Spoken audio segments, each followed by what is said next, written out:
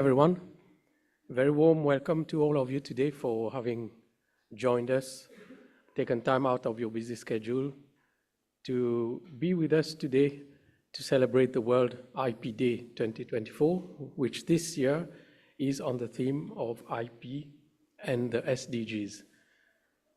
I would like to welcome Executive Director, MRC, Chairman, MRC, Permanent Secretary of our parent ministry, representatives of ministries and departments, heads of institutions, ladies and gentlemen, all protocols are observed. So first of all, I just want to be very quick and tell you a little bit about the MRIC.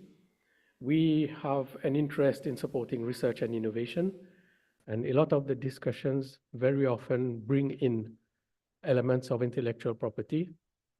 And we have a lot of stakeholders, especially those from industry, those from research institutions, who come up with innovative concepts and ideas, and increasingly want to understand how to protect their concepts, their ideas, how to identify the intellectual property underlying those works, and how to make use of them eventually, either through commercialization or licensing or other techniques.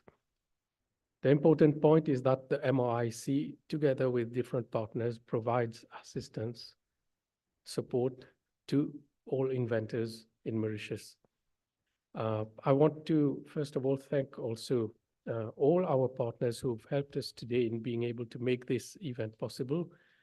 The Ministry of Foreign Affairs, through the International Trade Division, was very helpful in making the links with the Embassy of Mauritius in the US, and eventually through the US Patent and Trademark Office, and through the US Embassy also in Mauritius. And we've been able to identify a resource person who's going to intervene later on. We also have been lucky to have the help of our collaborating partners, SKS Law Associates, who are based in India. A representative of this institution is here in Mauritius today to take part in the event. The Industrial Property Office of Mauritius, University of Mauritius, Parents Largesse Conseil Juridique, who is also partnering with Mauritius in this event and who's also helping us on the innovation box regime. So all these organizations have been helping us to put this together today. And I hope that through the discussions that will emerge, you'll be able to get, first of all, a better understanding of intellectual property, but importantly, the linkage with the SDGs and how innovation and intellectual property can actually help augment reaching the targets for SDGs. So I would like now to request Professor Bauron, Executive Director of the Council, to take the floor. Just to inform you that the Honorable Minister is on his way and will be joining us in the session. Thank you.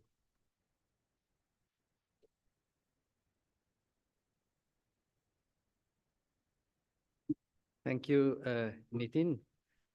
Just as Nitin just spelled out, the Minister will be joining us just afterwards. So he has requested us to start because he will be attending cabinet meeting afterwards. So we're just trying to reorganize, but things will go according to what we expected. So very good morning to you all. So protocol-wise, I'll mention the Minister, Honorable Minister Deepak Balgobi, Minister of Information Technology, Communication and Innovation. Mr. Joy Dasain, our newly appointed Permanent Secretary at our Parent Ministry. Dr. Kaviraj Sharma Sukon, Chairperson of the Mauritius Research and Innovation Council, MRIC board members, speakers, both international and local, including representative of US Embassy. I would like here to welcome Miss Daisy Sharma from SKS Law Associate, and also Miss Joanne Chen from the US Embassy, as well as international speakers and also the local speakers. Welcome to you all. Heads of institutions, participants, distinguished guests, members of the press, ladies and gentlemen, all protocols observed. So, welcome to this IP Day. IP Day is celebrated on April 26th every year, and it is the day when WIPO was founded in 1970. The purpose of that day is to pay tribute worldwide to creators and inventors that contribute to the socio-economic development of countries. As we gather today, we embark on a journey of reflection, recognizing the profound impact of IP on our path towards sustainable development. This year's theme is IP and the Sustainable Development Goals, building our common future with innovation and creativity. So this highlights the inherent connection between intellectual property and the SDGs.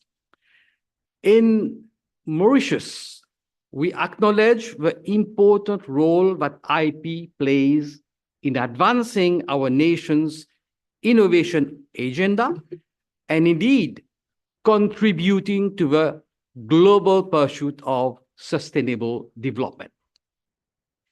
At the forefront of this endeavor stands the Mauritius Research and Innovation Council, whose agenda is to sustain research, development, and creativity in our country. Through strategic initiatives, the MRIC actively fosters an environment conducive to innovation, aligning with the principle of the SDGs. I wish to emphasize that the MRIC plays a crucial role in leveraging IP assets for sustained development by providing targeted funding and grants for research projects aligned with the SDGs. By stimulating innovation in critical sectors, the MRIC catalyzes progress towards our development goals. Through capacity building efforts, including workshops and training programs, the MRIC raises awareness about the importance of IP rights. This cultivates a culture of innovation essential for sustainable development and indeed enhances our nation's innovation index. In recent endeavors, the MRIC has collaborated with the European Union to organize a workshop aimed at carving a roadmap for research and innovation under SDG 3, which pertains to health and wellness. With a specific focus on addressing non-communicable diseases, this collaborative effort underscores our dedication to leveraging research and innovation as powerful tools for advancing global health outcomes and achieving the SDGs. Ladies and gentlemen, moreover, the MRIC implements the Intellectual Property Promotion Scheme, a cornerstone initiative aimed at boosting creativity and innovation. Through this scheme, applicants receive support for patent, utility model, and industrial design applications, including a refund of 50% of the cost. This not only incentivizes innovation, but also facilitates the protection of intellectual property assets. In particular, the MRIC Technology Transfer Office provides essential services such as professional/legal opinions on patentability, patent drafting, and filing. With an evolving landscape of Mauritian digital startups, including the exponential use of AI tools, the MRIC extends its support to cover computer-implemented inventions and advice on copyrights. In conjunction with legislative reforms such as the MRIC Act 2019 and the Industrial Property Act 2019, which enable ownership of IP by beneficiaries of MRIC research funding, Mauritius is poised to promote patent applications by local inventors. This aligns with our commitment to the Patent Cooperation Treaty, enhancing our international standing in intellectual property rights. Ladies and gentlemen, as we commemorate Intellectual Property Day, let us reaffirm our commitment to harnessing the power of IP to drive innovation, prosperity, and sustainable development for all. I am sure today's workshop will enlighten us further as we look forward to the insights of our experts. With these words, ladies and gentlemen, I thank you for your attention.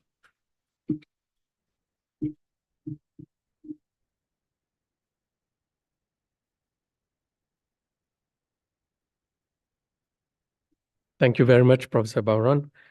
I would now like to request Dr. Sukon, Chairman of the Mauritius Research and Innovation Council, to address the floor.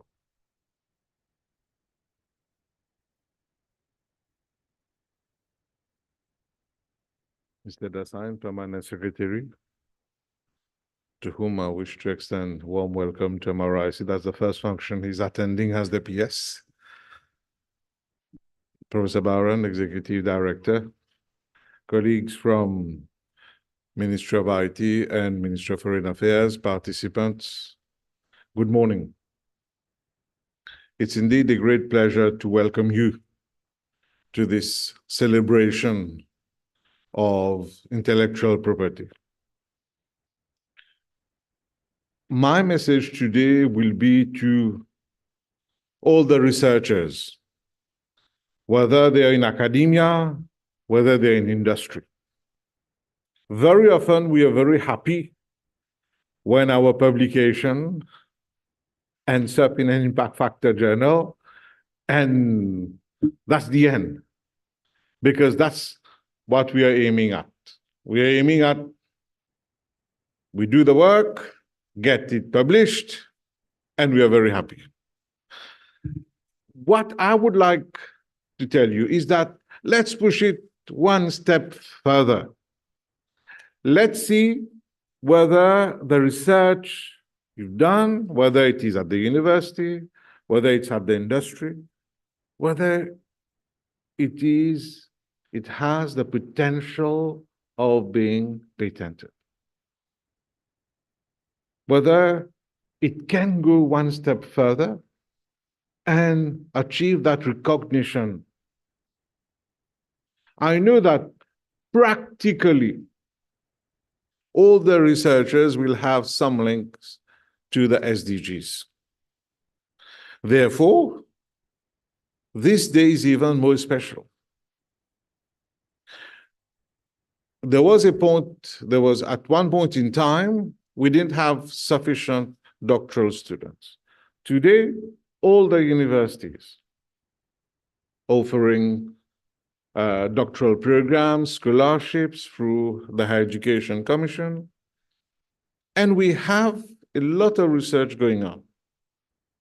But once again, the research tend to end up, most of them, tend to end up in a research journal and makes everybody happy, from the academic to the head of the university. I'm also one of them, so we must change the policies so that, because in our policy, I can tell you honestly, there is no policy research grant being given to go up to the patent. We give grants, conduct research, publish. If you publish in a high impact factor journal, we give you more funds. but we don't push them to go and register a patent. But we are working on that.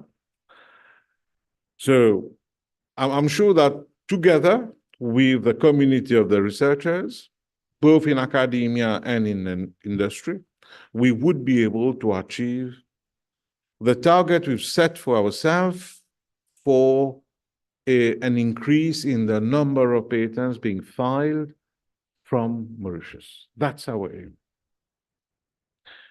As you know, this has an impact on the ranking of the country. So we would like all of you to join us in this journey. At MRIC, we have started, as mentioned by the executive director, and we have Dr. Nitin Gopal mentioned that together with his team, he's providing the support. That support was lacking previously. I'll tell you a little story. When I joined University of Mauritius as an academic in the mid-90s, I don't look too old now, but in the mid-90s, I got a letter, because at that time we didn't have email, so I got a letter, somebody wrote to me, said, I have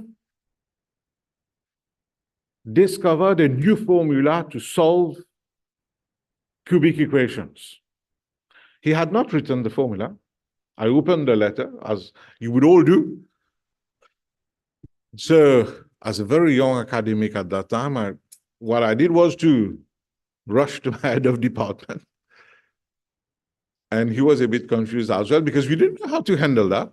And together, we went to the dean's office. And then after discussion, the dean advised us, says, well, write to the person, if really he has got a formula which can contribute, then write to him and ask him to publish it in a local newspaper first, so that it appears in his name. That was the best advice we could have given to the person there. But today, we know the process.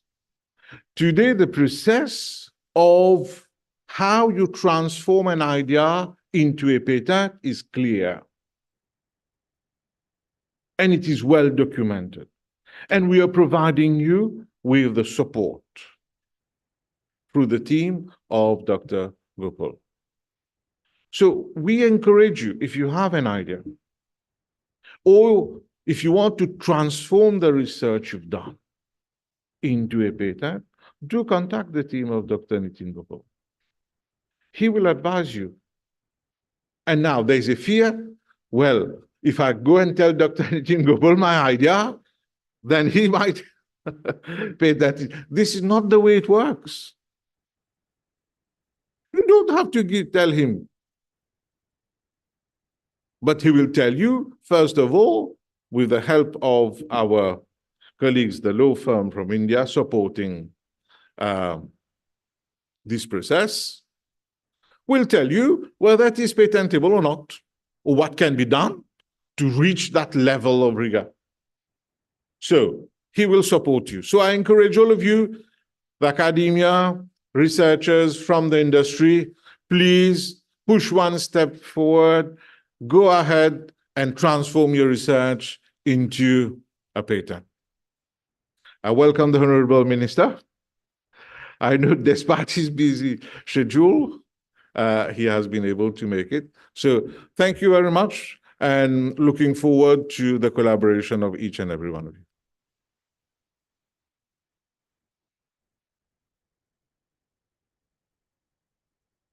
Thank you very much, Dr. Sukong. We now have the honor of inviting Honorable Minister of Information Technology, Communication and Innovation, Honorable Deepak Balgobin, to please take the floor. Thank you.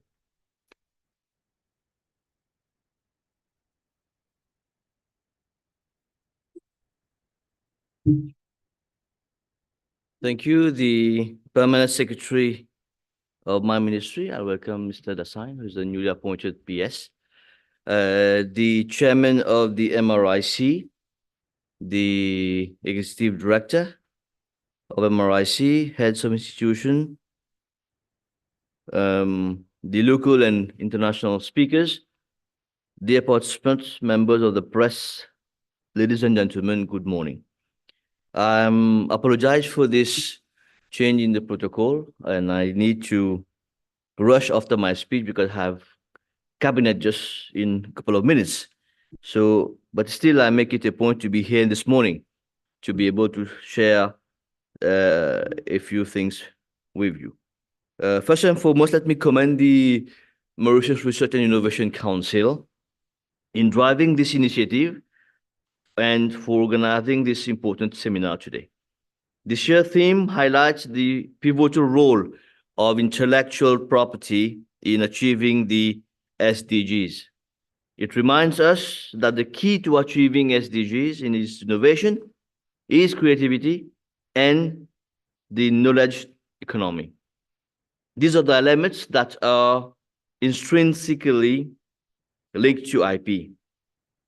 Its rights not only confers protection the creators and innovators, but also foster an environment where new ideas can flourish, contributing to the achievement of all the 70s SDGs.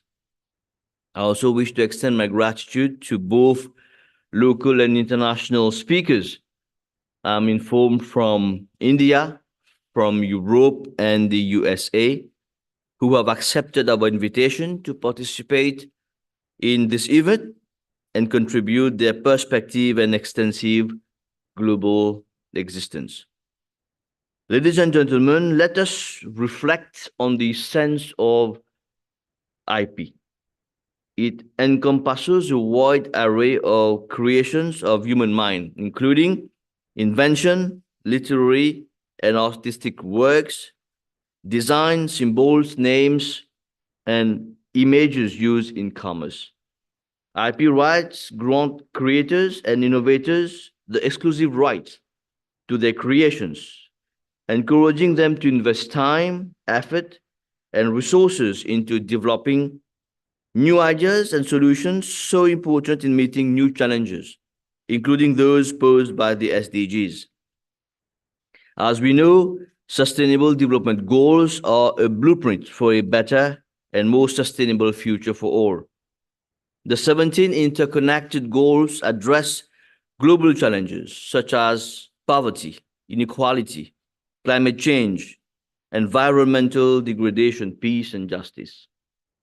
Achieving the SDGs require innovation, creativity, and collaboration across borders and all sectors. So then we think, what is the link between the IP and the SDGs? IP rights serves as a catalyst for innovation, driving progress towards SDG in several ways. Includes, we have to encourage innovation, fostering collaboration and technology transfer, promoting access to essential goods and services, and preserving traditional knowledge and cultural heritage. We can therefore see that from the development of green technologies for mitigating the impacts of climate change to innovation in healthcare that promise a healthier future for all, IP rights are the foundation upon which all these transformations are built. They provide a framework that ensures creators and innovators share their inventions with the world while receiving the recognitions and rewards they deserve for their efforts and investment. And this in turn drives the innovation and contributes to a sustainable and prosperous future to everyone. Indeed, mankind's progress has been based on its capacity to invent, to innovate, and to persevere. Ladies and gentlemen, as we delve deeper into discussion during the seminar today, let us keep in mind that the journey towards sustainability and prosperity is not the role of the MRIC, not the role of one person. It is a collective effort. It requires participation from all the sectors, including government, the private sector, academia, and the civil society. Equally important is the inclusion of communities from every corner of the country. I'm happy to say that the Technology Transfer Office of the MRIC, which operates under the aegis of my ministry, is engaged in addressing challenges mentioned, like the funding challenge, the financial support, so that we could help in benefiting all various organizations to be able to engage into this endeavor.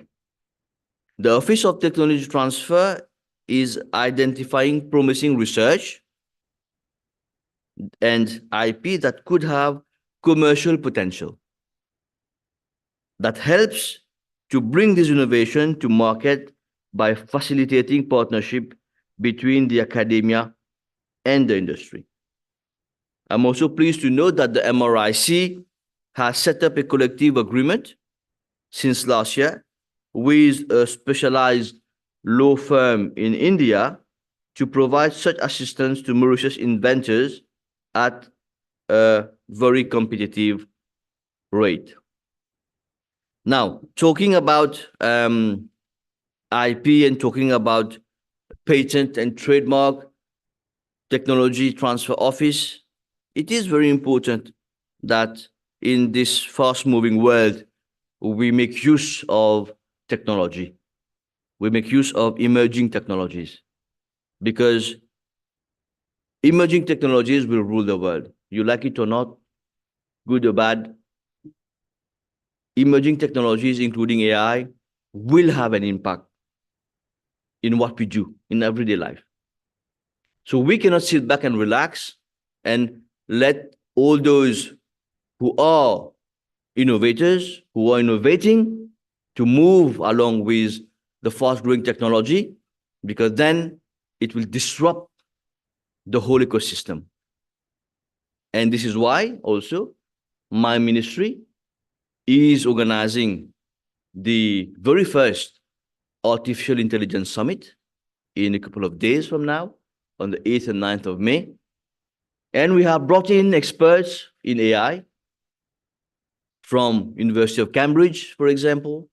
We have experts from the USA, from India, from Africa, from China, for us to get a global picture of what's happening in the world in terms of AI.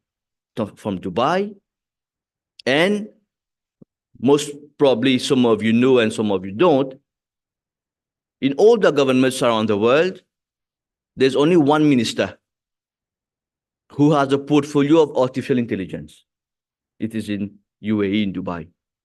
So he's the Minister for Artificial Intelligence. You could imagine how far we are going in terms of emerging tech. We have seen all types of portfolio given to ministers, railway in India, climate change here, etc., etc. But Minister for Artificial Intelligence is in Dubai, and we would have the honor to welcome him, Sultan Omar Al Olama, to be the chief guest for this event in a couple of days from now, and to have also various participants, as I said, from various countries, to be able to talk about what's happening in terms of AI and emerging tech. And be it, we're talking about SDG, we're talking about IP, we talk about research, we talk about innovation, we talk about all sectors, agriculture, healthcare, education, all the sectors. Emerging tech is cutting across all the sectors.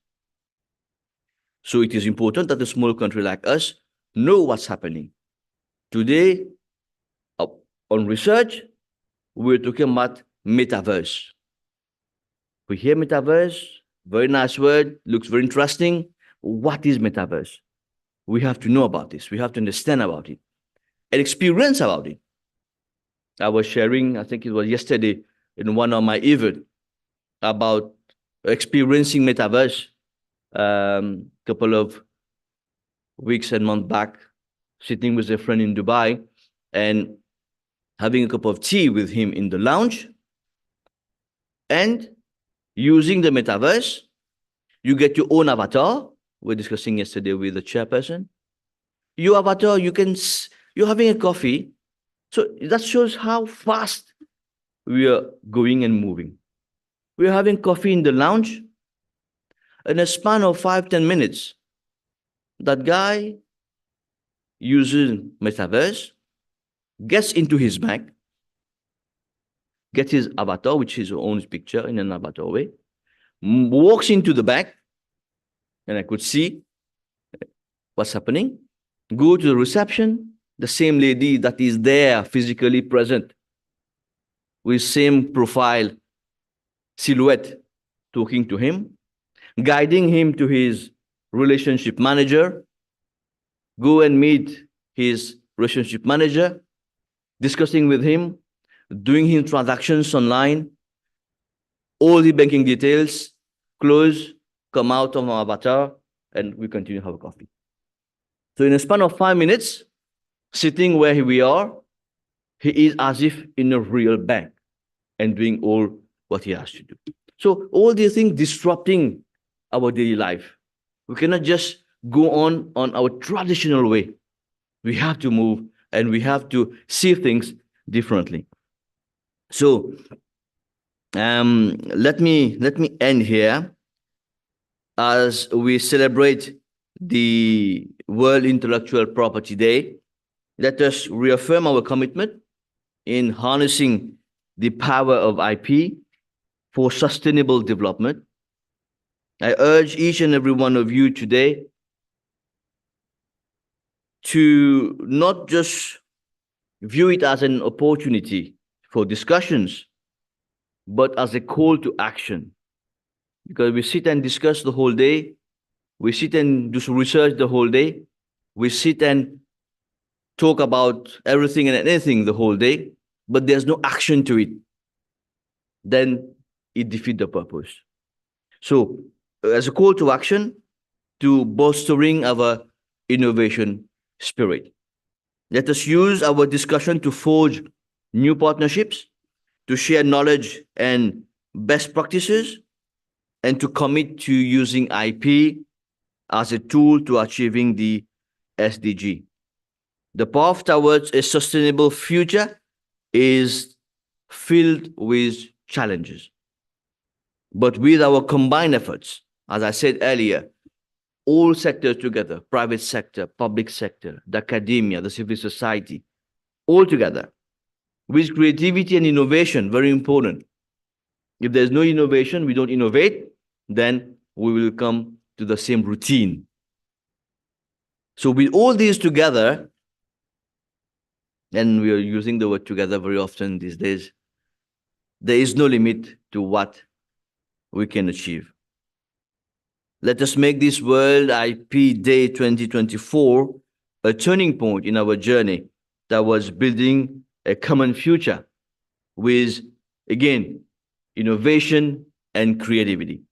On this note, ladies and gentlemen, I wish you a good conference and I wish you fruitful deliberation. Thank you very much.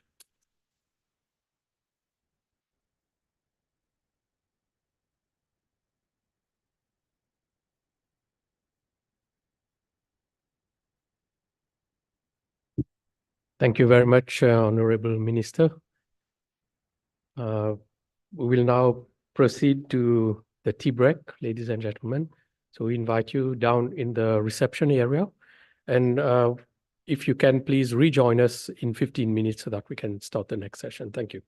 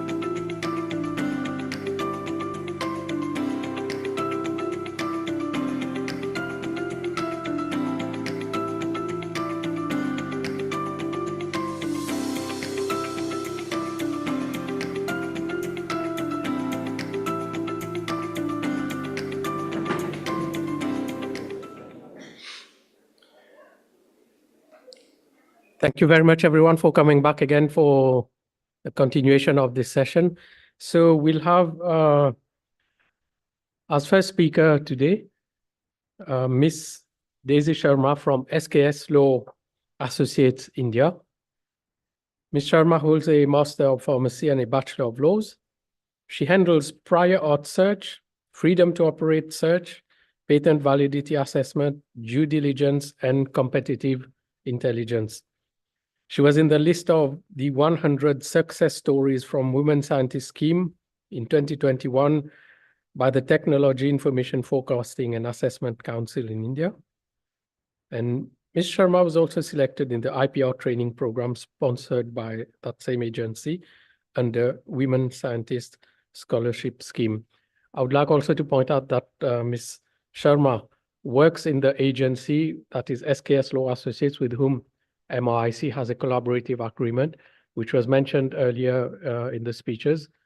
That collaborative agreement is here in place to help inventors go through the processes of identifying IP and helping them towards protection with the formalities of registration and drafting of patents. So I would like now to request Ms. Sharma to please address the floor.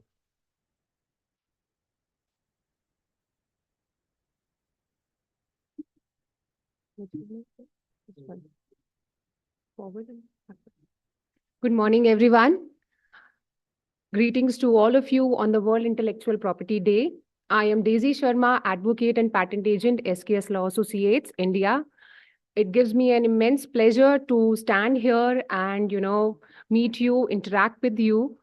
A special thanks to MRIC and Dr. Gopal for inviting me to have this wonderful interaction.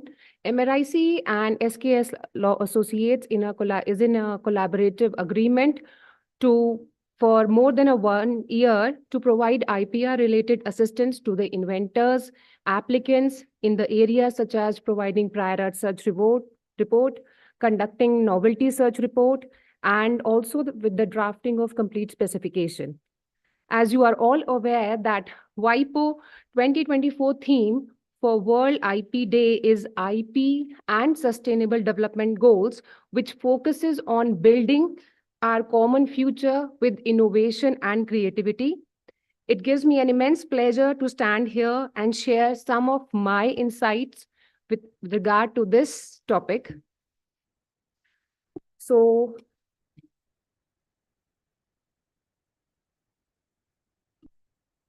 in 2015, 195 nations agreed under the aegis of the United Nations that they should make an effort to change the world for a better.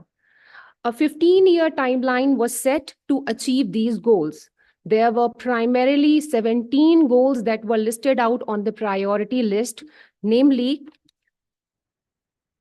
first was to eliminate poverty, then erase hunger, establish good health and well-being, provide quality education, enforce gender equality, improve clean water and sanitation, grow affordable and clean energy, create decent work and economic growth, increase industry, innovation and infrastructure, reduce inequalities within and among countries, mobilize sustainable cities and communities, influence responsible consumption and production, organize climate action, improve life below water and also the life which is on the land, guarantee peace, justice, and strong institutions, and also to build partnership for the goals, because together we can. Now we will focus on the theme of this particular event, which is the industry, innovation, and infrastructure. Basically, in anything which is the creation of the human mind is being termed as innovation. And when it is kind of protected by certain rights, it becomes a patentable or intellectual property rights. Majorly, there are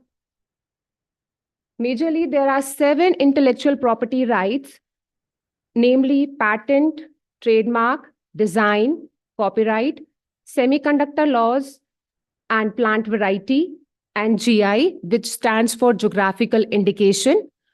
Along with this, there are various laws which comes to play a very significant role in protection of these intellectual property.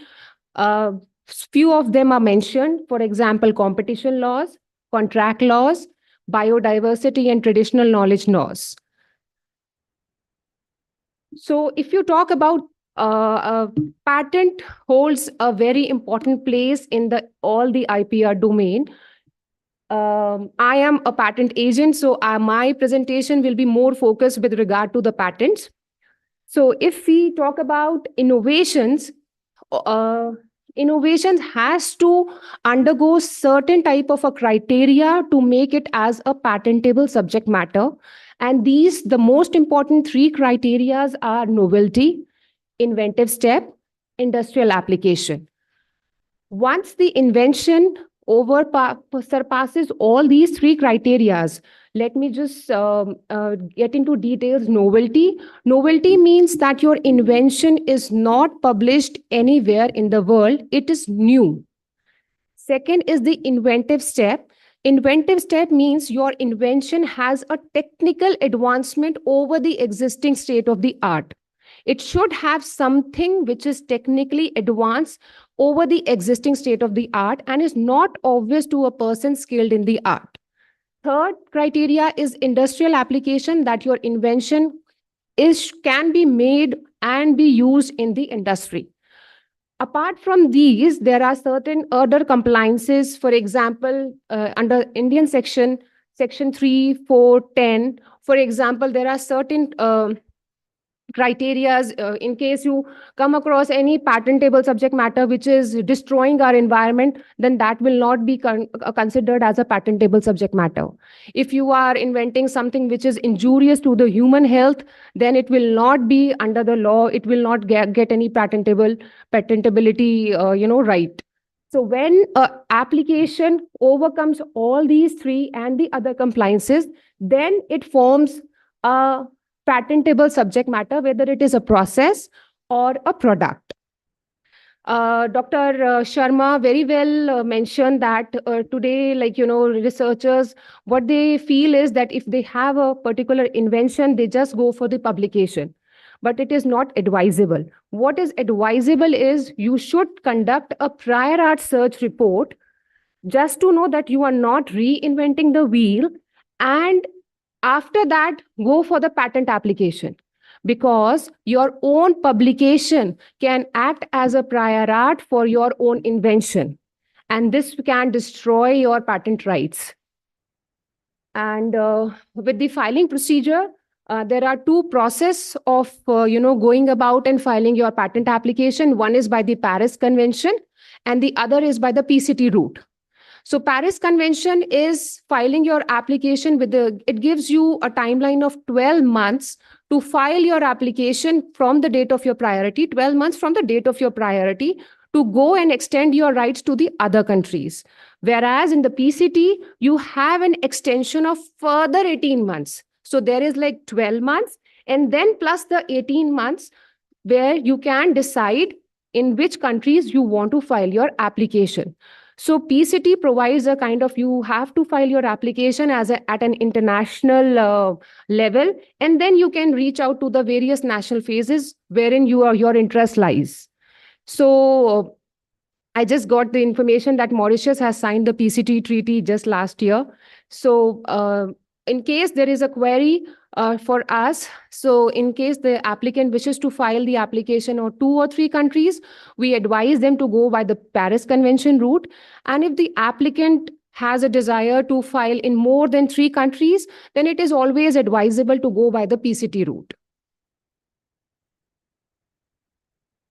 Innovations.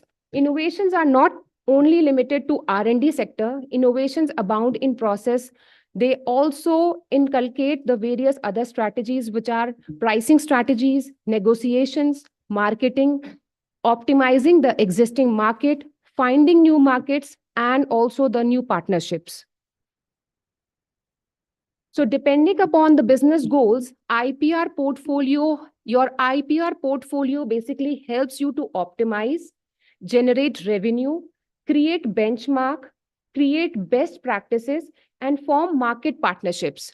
So there are several examples to this. For example, IBM, Samsung, Acer, all these companies, IBM has, I think, right now they have more than 2 lakh patents which are granted in their name.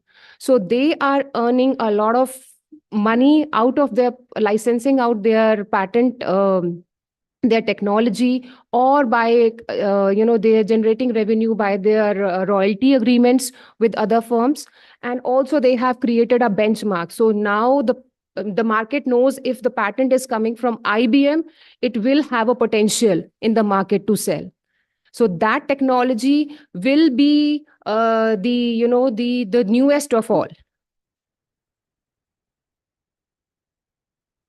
So now we will focus on the various initiatives that have been taken at the global level by the industry under the head of industry, innovation and infrastructure. Many G20 countries are providing monetary incentives for green technology patent filing. The European Union's IP Action Plan subsidizes patent filing for small and medium enterprises. Australia Patent Box Scheme grants a 40% corporate tax discount for clean energy patents. Clean energy patents, patents dealing with solar energy, some or the other renewable source of energy. Japan has US 16 billion 2023 Green Technology Fund and gives a tax break for carbon neutral investment.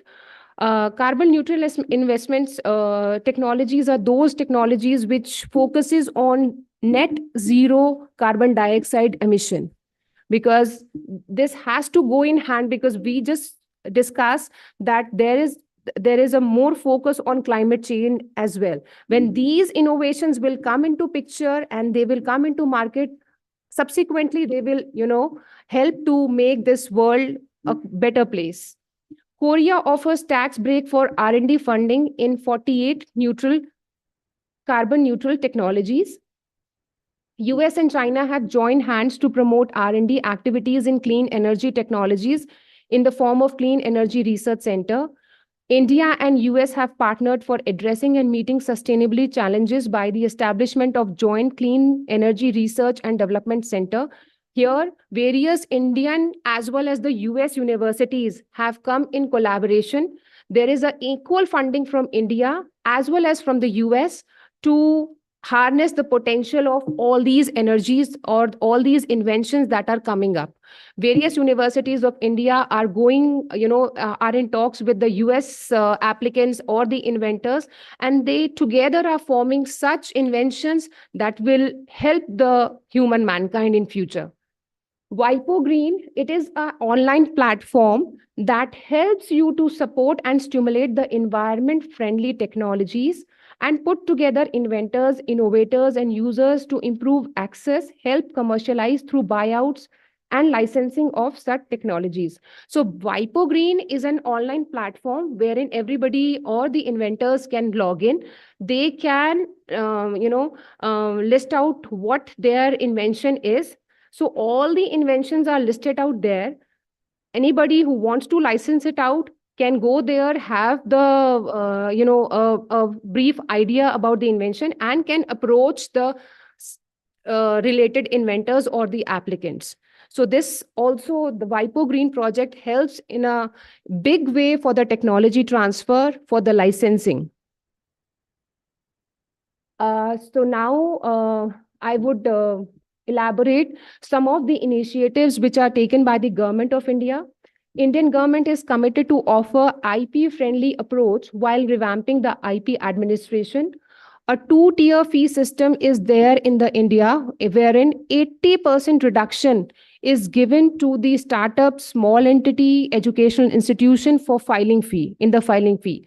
Like not just filing fee, all the fees are reduced by 80%. So I'll give you an example. If a large entity is paying 8,000 for filing, 8,000 Indian rupees for filing a patent application, that the startup is paying only 1,600 rupees. So this is a huge difference that they have put in so as to make an awareness and allow the natural person to come in forward. Several initiatives have already been proven to foster innovations like Make in India, Startup India, Digital India, and Skill India. So for this, in 2014, 90% of the mobile technology or the mobiles were being imported in India. So now this has reversed. In 2024, 90% are exported from India. So, this is the plan that our government has initiated, Make in India. The manufacturing is being established at an enormous level. The Indian government has expedited the prosecution of inventions related to green technology. Because of all these efforts and much more others, a significant jump in the patent filing to an average of 89 patents per day in the preceding decade, which has increased to 127 patents filed per day in the current decade. First time India has granted 1 lakh patent in last 1 year, which comes to granting of 250 patents every day.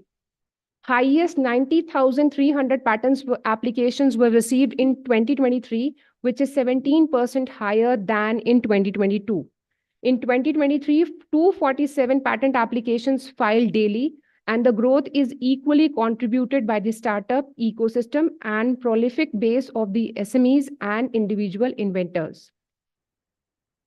So India has experienced an 8-fold increase in the patent grant, more than 3-fold increase in the design registration, and 4-fold increase in the trademark registration from the last decade.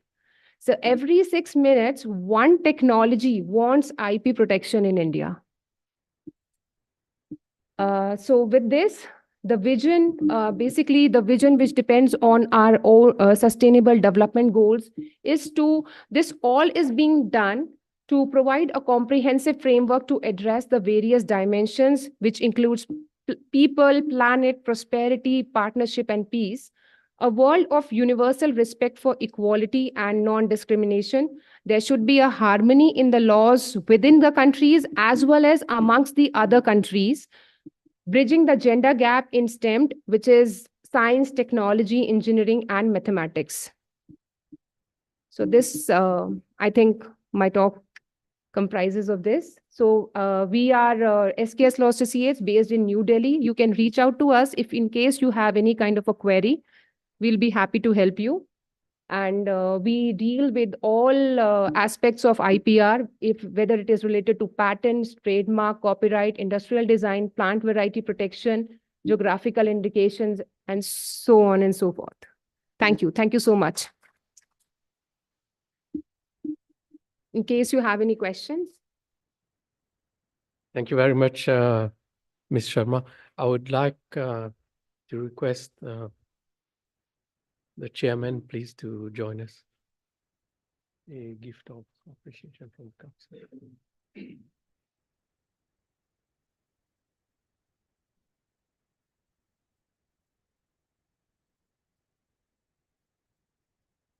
So the MOIC would like to offer a gift of appreciation to Ms. Sharma.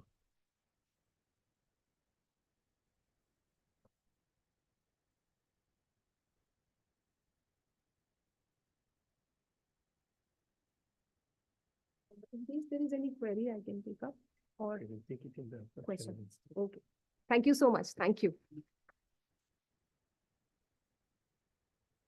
So thank you again, Ms. Sharma. We would now like to request an introductory note by Ms. Joanna Chen from the U.S. Embassy in Mauritius. Ms. Chen currently holds the position of Economic Officer at the U.S. Embassy in Port Louis.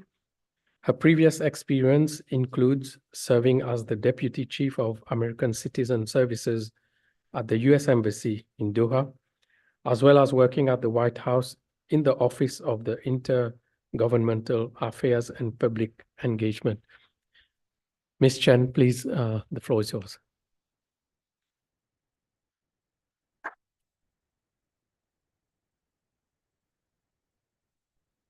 Good morning. Thank you so much for having me here today for this World IP event in Mauritius.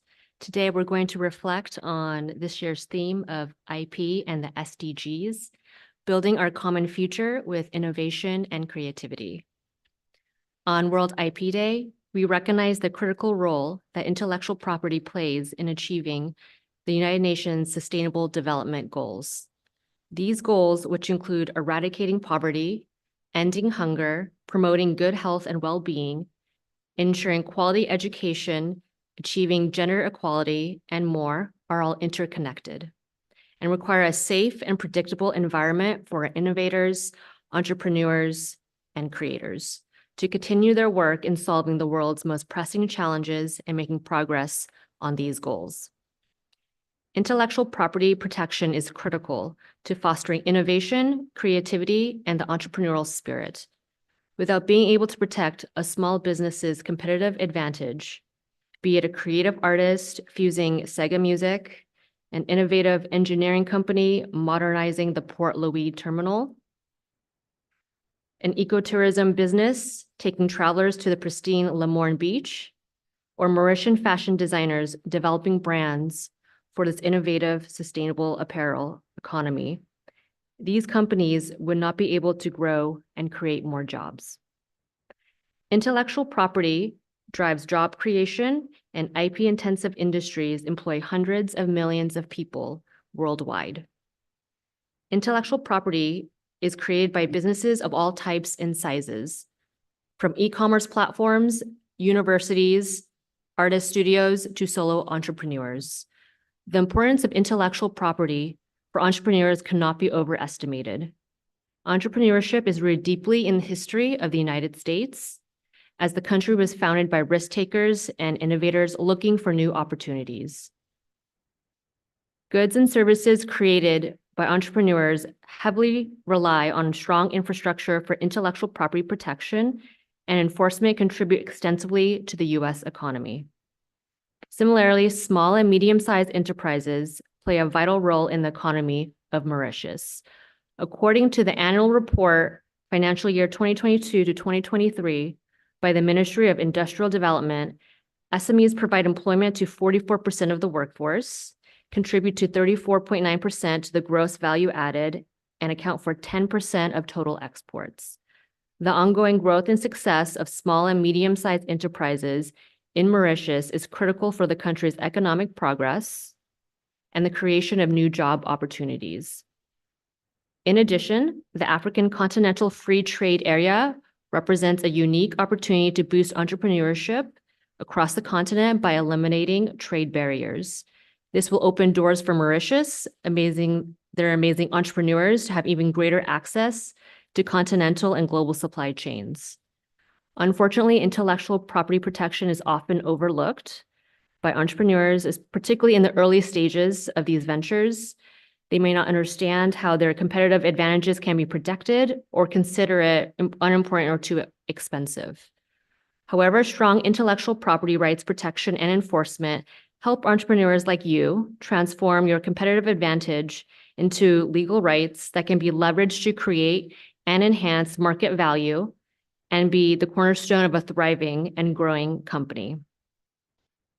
The US government values its relationship with Mauritius. We offer several programs to support entrepreneurship, fostering innovation and creativity in the country. As the construction of the new embassy compound in Mocha continues, I want to highlight the symbolism of the United States' commitment to Mauritius and our deepening engagement in this region. This new campus represents our ongoing support for the people of Mauritius and our dedication to promoting sustainable development and economic growth in the region. In line with this year's World IP Day theme of intellectual property and the SDGs, building our future with innovation and creativity, I want to take a couple minutes to highlight some of the programs offered by the US government to support sustainable development by Mauritius entrepreneurs. The African Growth and Opportunity Act, AGOA, offers special access to the US market for qualifying exports from Mauritius. This act serves as a framework for further US support, strengthening the economic relationship between our two nations, and promoting sustainable development through innovation and creativity. We also have the Young African Leaders Initiative, YALI. It is the United States' signature effort to invest in the next generation of African leaders. YALI was launched in 2010 to support young African leaders as they spur growth and prosperity, strengthen democratic governance, and enhance peace and security across sub-Saharan Africa. The U.S. Africa Development Foundation awards catalytic seed funding through highly competitive business plan competitions. Since 2014, the USADF has invested over $6 million in more than 285 YALI program alumni's social enterprises. We also have the U.S. State Department Bureau of Educational and Cultural Affairs Youth Programs Division, which offers the Pan-Africa Youth Leadership Program. This program is designed to provide secondary school youth, ages 15 to 18, and adult educators the opportunity to explore themes such as entrepreneurship, civic education, youth leadership, economic development, and respect for diversity. The U.S. Commercial Service and the African Development Bank have entered into collaboration to drive digital transformation in Africa. This collaboration paves the way for a series of dialogues on how U.S. digital innovation can support development goals across Africa. We are committed to working together with the Ministry of Technology, Communication, and Innovation to build a culture of innovation and laying the foundations for emerging technologies as drivers of socioeconomic growth to improve the lives of people in Mauritius and advance sustainable development. Like the commitments the government of Mauritius has made to bolstering climate resilience, so too has the United States. We launched the Climate Change Mitigation Program to positively impact the climate. Under this program, the examination of patent applications for innovations that mitigate climate change filed at the U.S. Patent and Trademark Office are accelerated. By promoting good governance through SDGs, we can protect our planet and nurture the well-being of the people on it. I would like to emphasize the support provided by the USPTO in the form of IP training courses, tools, and networks to aid the people of Mauritius on their intellectual property journey. These resources offer valuable insights into the intellectual property ecosystem, empowering inventors, creators, and entrepreneurs to achieve their goals and contribute to the Sustainable Development Goals. To learn how to identify and protect your intellectual property, the IP identifier at the USPTO website is a wonderful tool to utilize along with the IP training resources on enforcement, patents, trademarks, copyrights, and trade secrets available at the Global Intellectual Property Academy. The work that Mauritius is doing to protect and enforce your valuable intellectual property is key to economic growth, development, and job creation in Mauritius. Continuing this key work will safeguard your competitive advantages and contribute to enhancing commercial opportunities for the people of Mauritius. I encourage you to keep innovating and creating, as our future depends on the development of sustainable solutions to make the world a better place. It has been an honor to participate in this important program on sustainable development goals and innovating and creating solutions for the future of Mauritius for World IP Day in 2024. Thank you and enjoy the program.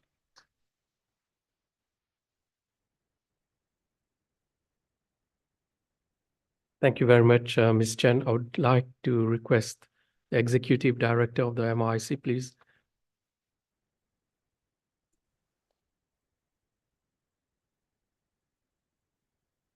The Council would like to offer a token of appreciation to Ms. Chen.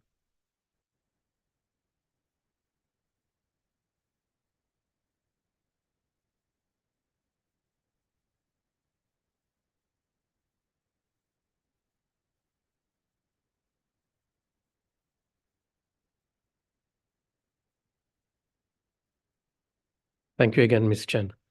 So now we have the next speaker who will be joining us online. It's Dr. Surya Raghu from Advanced Fluidics LLC in the US. Dr. Raghu is currently on mission in Nairobi, so he's joining us from there. Dr. Raghu holds a PhD in mechanical engineering from Yale University. He's also the founder and president of a high-tech company, Advanced Fluids LLC, since 2001, and a founding partner of a non-profit company, ET Cube International, since 2013. Dr. Raghu, the floor is yours, please.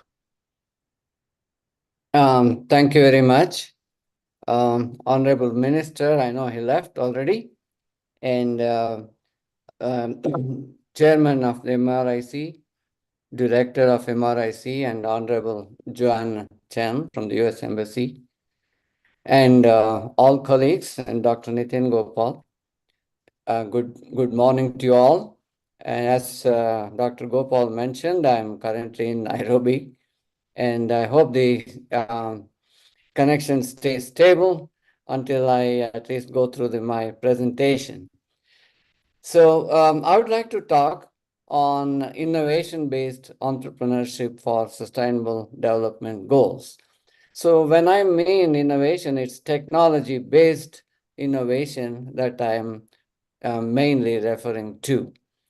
So when we want to progress in any country for that matter, or any continent or the entire world, we first dream of things, what we want to be in the next 10 years or 20 years or 50 years.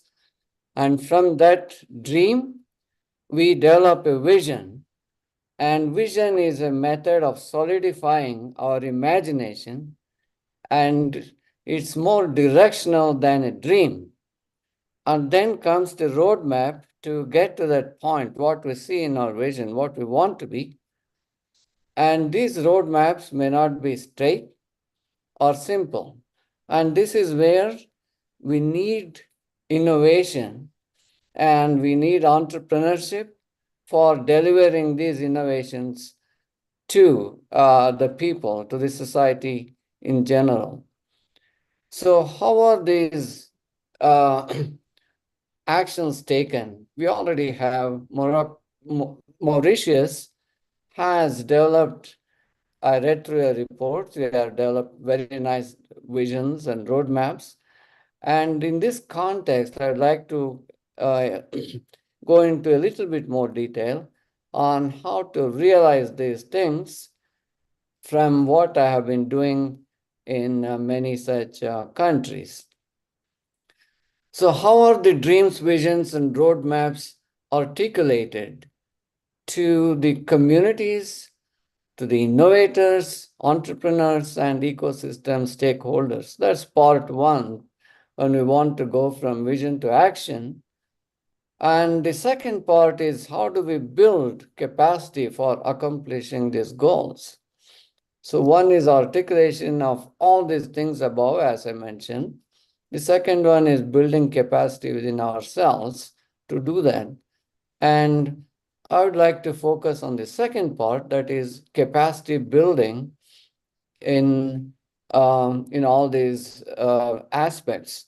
So that is innovation capacity building. We need innovators, and innovators, we need real and local needs must be articulated to the innovation community. And then entrepreneurial capacity building, because we need entrepreneurs who take these innovations to the market and deliver the goods. And to facilitate these entrepreneurs and innovation, we need the entrepreneurial ecosystem building as well. And the Mauritius has a very impressive vision of roadmaps developed by MRIC, and I looked into a few of these by MRIC as well as Business Mauritius and the government of Mauritius in another context.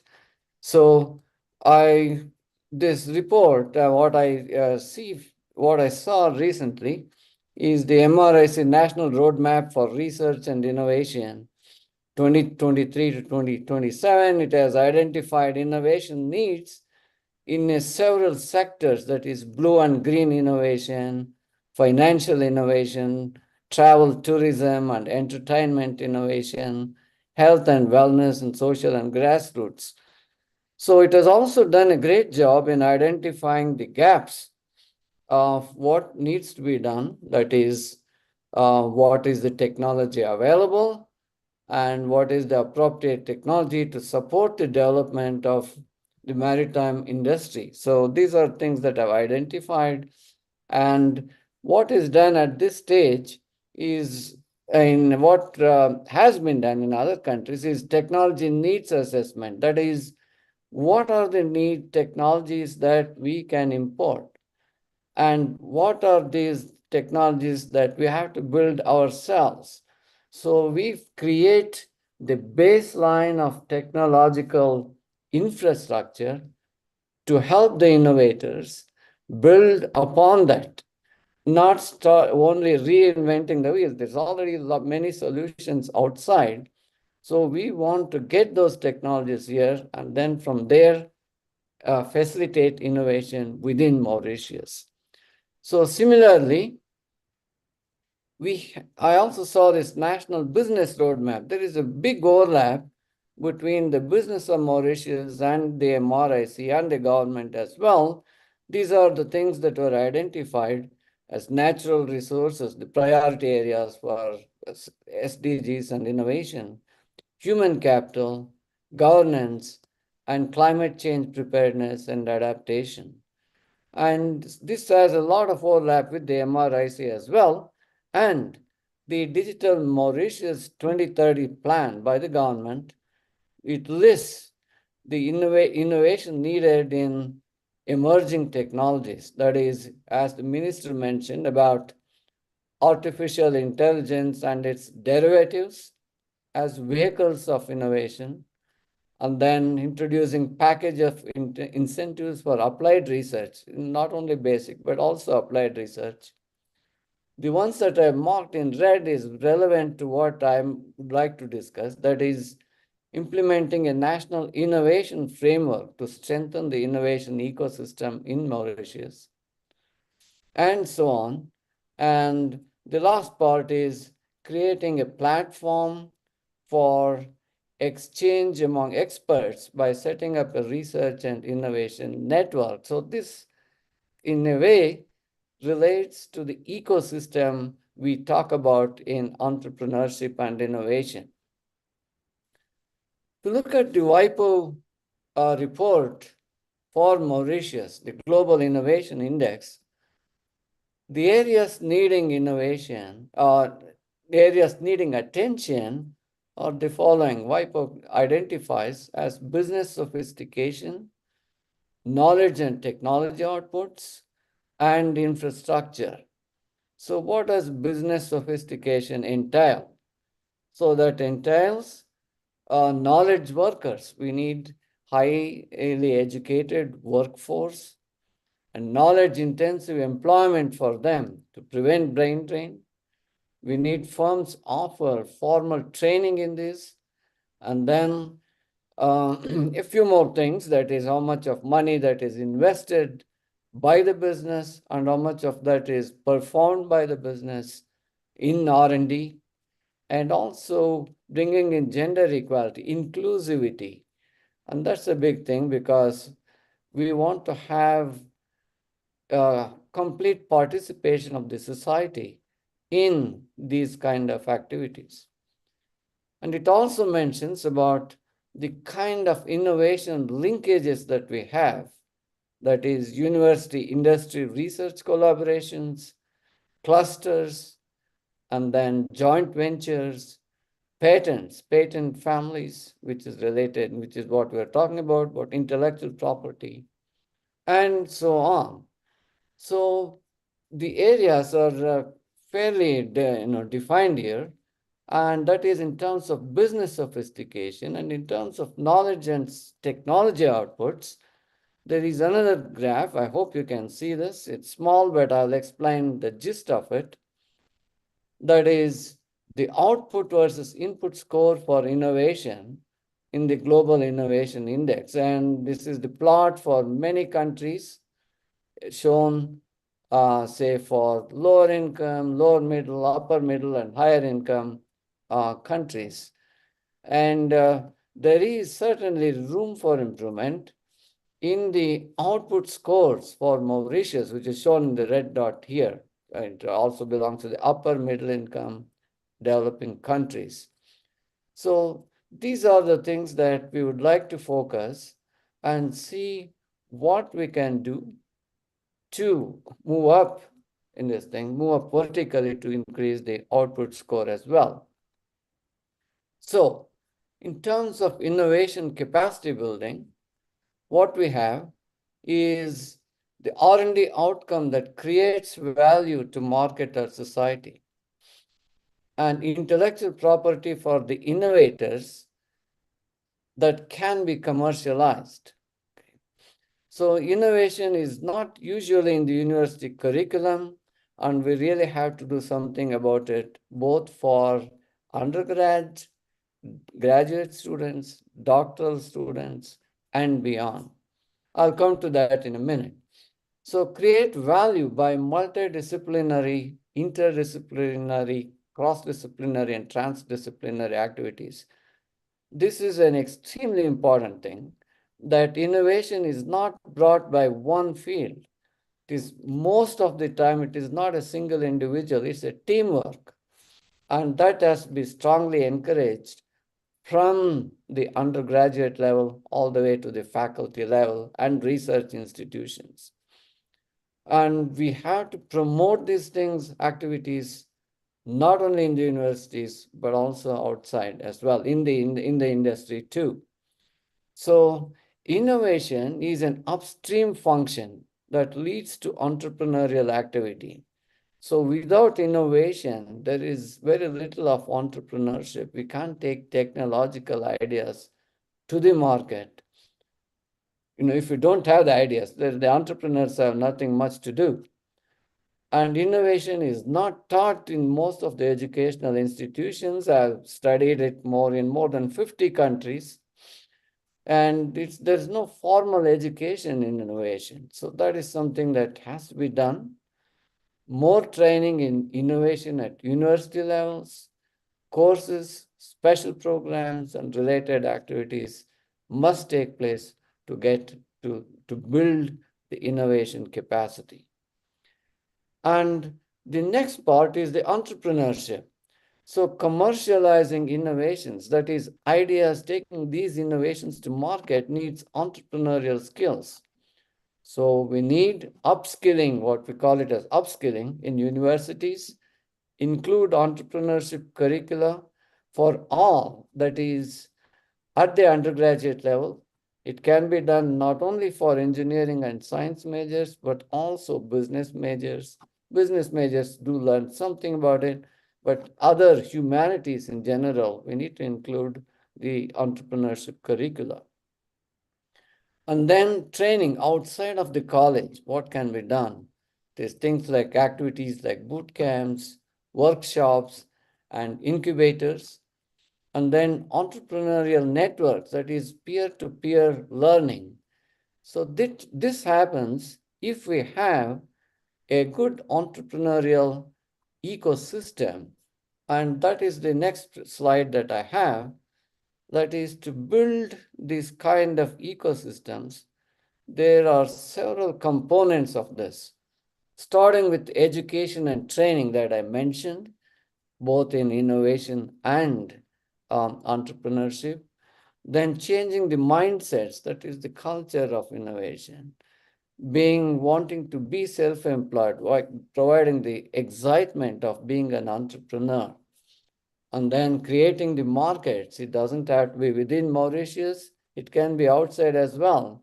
But Mauritius can be a great test bed for a lot of innovative products.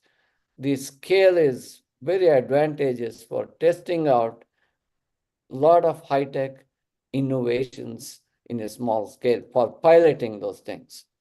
And then human capital and workforce, knowledge workers is what we need. The support mechanisms, that is both the incubators, science parks, and all the patent office, and access to them by all these innovators and entrepreneurs. And the regulatory framework and infrastructure, and funding and finance. So all these I've seen happen. Things are changing very rapidly in many countries, and Mauritius is one of them. One thing I want to emphasize here is it is not enough if we have just these institutions as silos by themselves. the most important thing is unstructured interaction, not formal interactions, but an ecosystem that provides unstructured interactions. That is, everyone is accessible. There are occasions for all of them to meet, interact in all these places. So that is what we need, something like this, that is an ecosystem that thrives. There is a lot of interaction and innovation and entrepreneur, both ecosystems for both combined. And the last slide, I'd like to summarize that the dreams, visions, and roadmaps that I mentioned, you start with a dream, you develop visions, and you develop roadmaps. Roadmaps are the time when the rubber meets the road, as they say. That is, we have challenges, you have hurdles, and we learn to navigate those things. And that's where innovation and entrepreneurship is needed.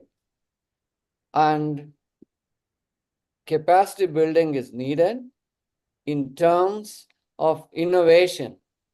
For innovation, we need, which is an upstream activity that creates IP and value in R&D outcomes. So these innovation must be taught not after people get their PhDs, but it must be part of the curricula even earlier. That is in starting from the undergraduate, learning to work in interdisciplinary teams, and then learning something more about innovation, the history of innovation, how innovation was brought about, sometimes by chances, sometimes by interactions, and all this. The perspective of innovation must be inculcated before they even get to their PhDs. We are trying that. We are experimenting that at Wits University in South Africa. I'll have better report next year of how the outcomes of such things. And entrepreneurship, which is a vehicle to take innovations to market, job creations. The innovators don't have to themselves take these ideas to the market. So we have entrepreneurs who have those skills, who can take those ideas to the market. So we have to create these kind of entrepreneurial skills as well. We have to train them, we have to educate them in entrepreneurship. And also this change the mindset, that is, instead of job seekers, they should become job creators, and the advantage of that. And lastly, the ecosystem, the kind of thing system, the environment that enables and motivates innovators and entrepreneurs. This is the key, that is, all these things, offices, the ecosystem components should never be seen as a formality, but rather facilitators. And that's extremely important to create that kind of interaction for innovations and entrepreneurship. And as our Ms. Joanne Chen from the embassy mentioned, we will be happy to engage further with the MRIC and the Mauritius government in this mission. The USPTO has its international programs. I have been part of it in some of the training activities, and anything that we can do through the USPTO, through the embassies, and even as an individual, where we train, conduct these kind of trainings in many countries. We will be very happy to be part of this, engage with you all in promoting innovation and entrepreneurship. With that, let me conclude and look forward to any questions that you might have for me. So thank you all again for giving me this opportunity. And back to you, Dr. Gopal.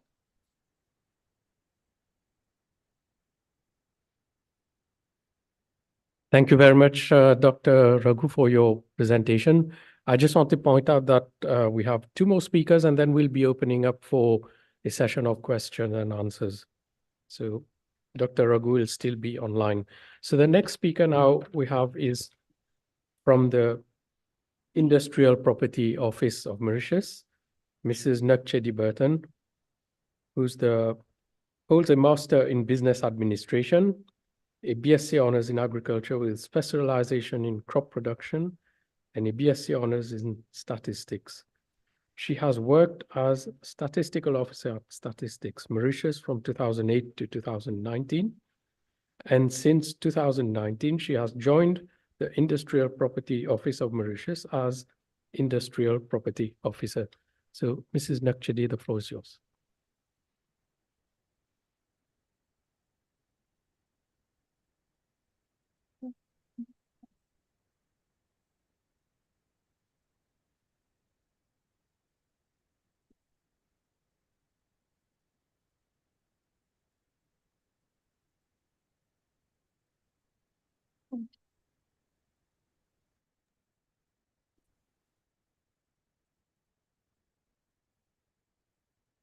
Ladies and gentlemen, good morning. I'm Madhvi Burton-Akchedi from the IP office, and the presentation aims at providing an overview of the industrial property framework in Mauritius.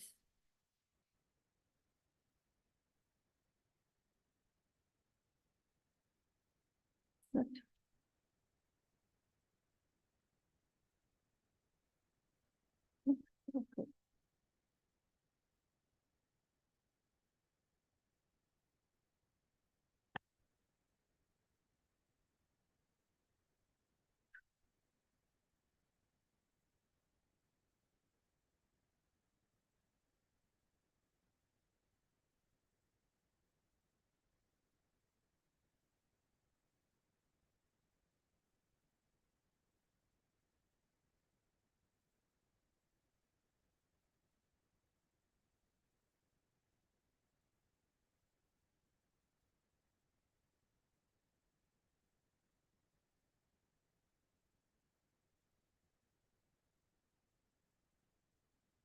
Well, we have been talking about IP since morning, and you will all agree with me, IP is indeed an important tool and plays a vital role in the economic development of any country.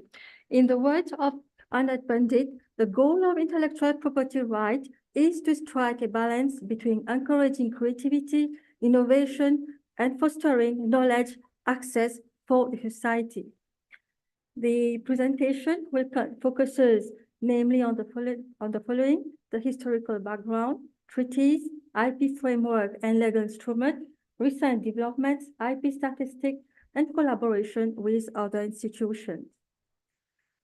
Mauritius has a long history of IP protection dating back to the colonial time, and it has been long governed by two legislation, namely the Trademark Act 1868 and Patent Act 1875.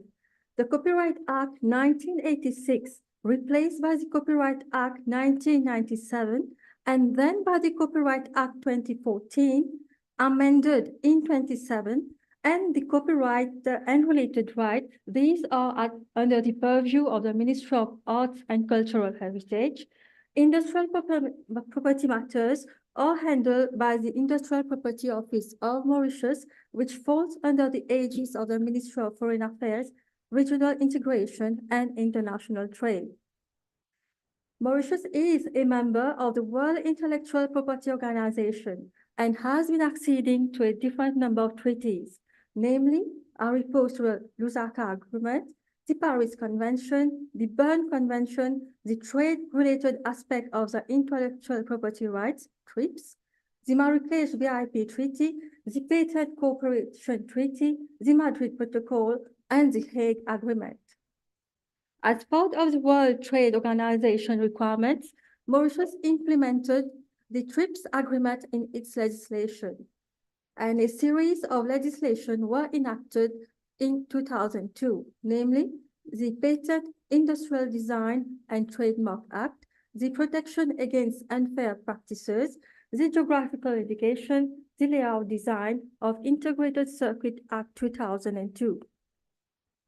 To update and strengthen the intellectual property protection, the previous legislation was repealed and replaced by the Industrial Property Act 2019, which is consolidated with the objective to cover all industrial property-related issues in one act, including patents, utility models, layout design of integrated circuits, industrial designs, trademarks, geographical indication, and plant varieties.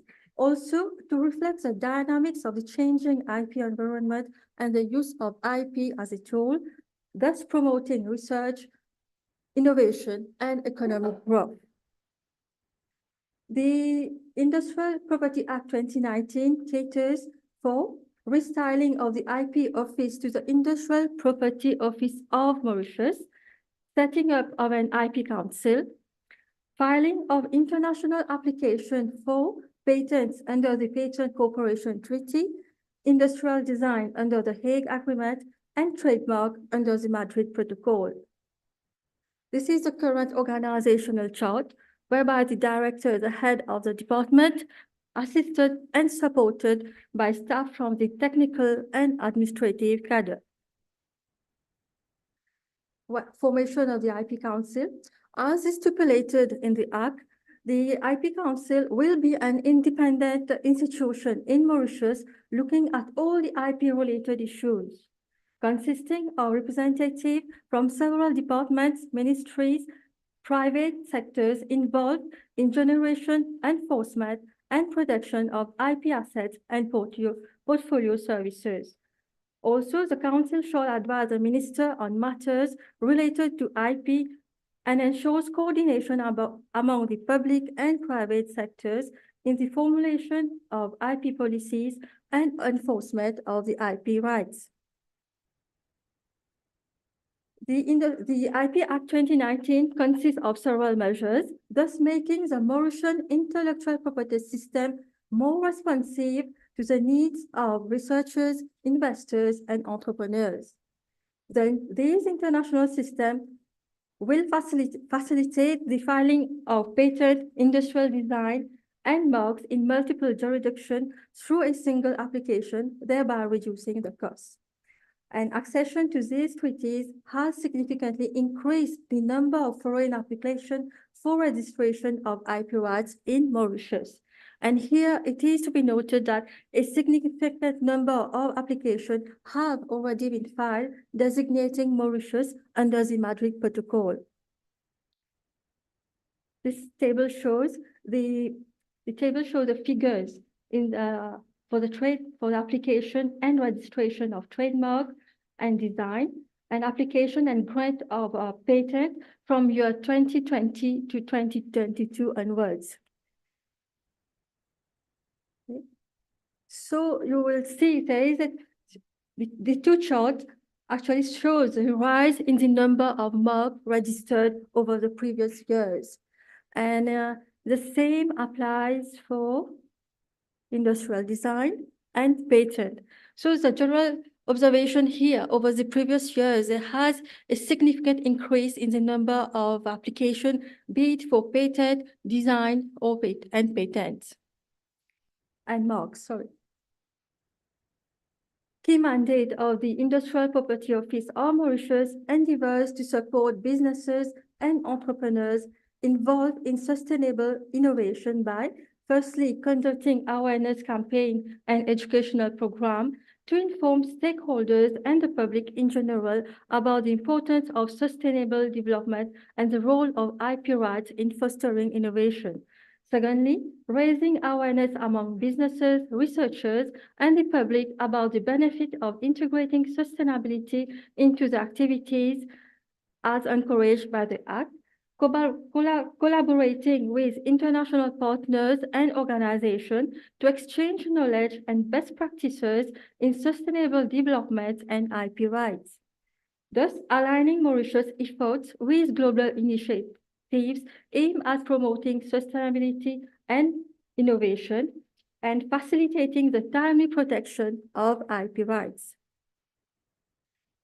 Well, the office has been collaborating with a number of institutions over the years. Namely, we have the Mauritius Revenue Authority, we have the Police Department, we have the State Law Office, we have a partnership between the MRIC and the IP Office, and we have other ministries and departments. For example, we have the SMEs,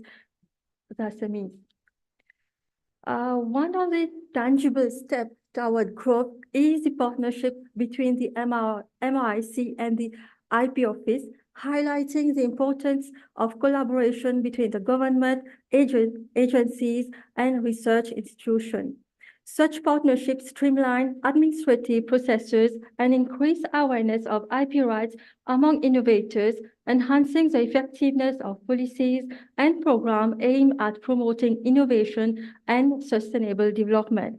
And one such great example is the fact that MRC has a scheme, the IPPS, whereby it reimburses 50% of the costs incurred by an innovator to have his industrial design and patent registered. With this, I thank you for your attention. Thank you very much.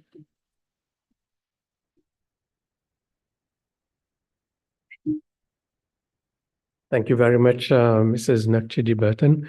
I would like to request the Executive Director to please join us on the panel. Council would like to offer a token of appreciation to Mrs. Nakchidi.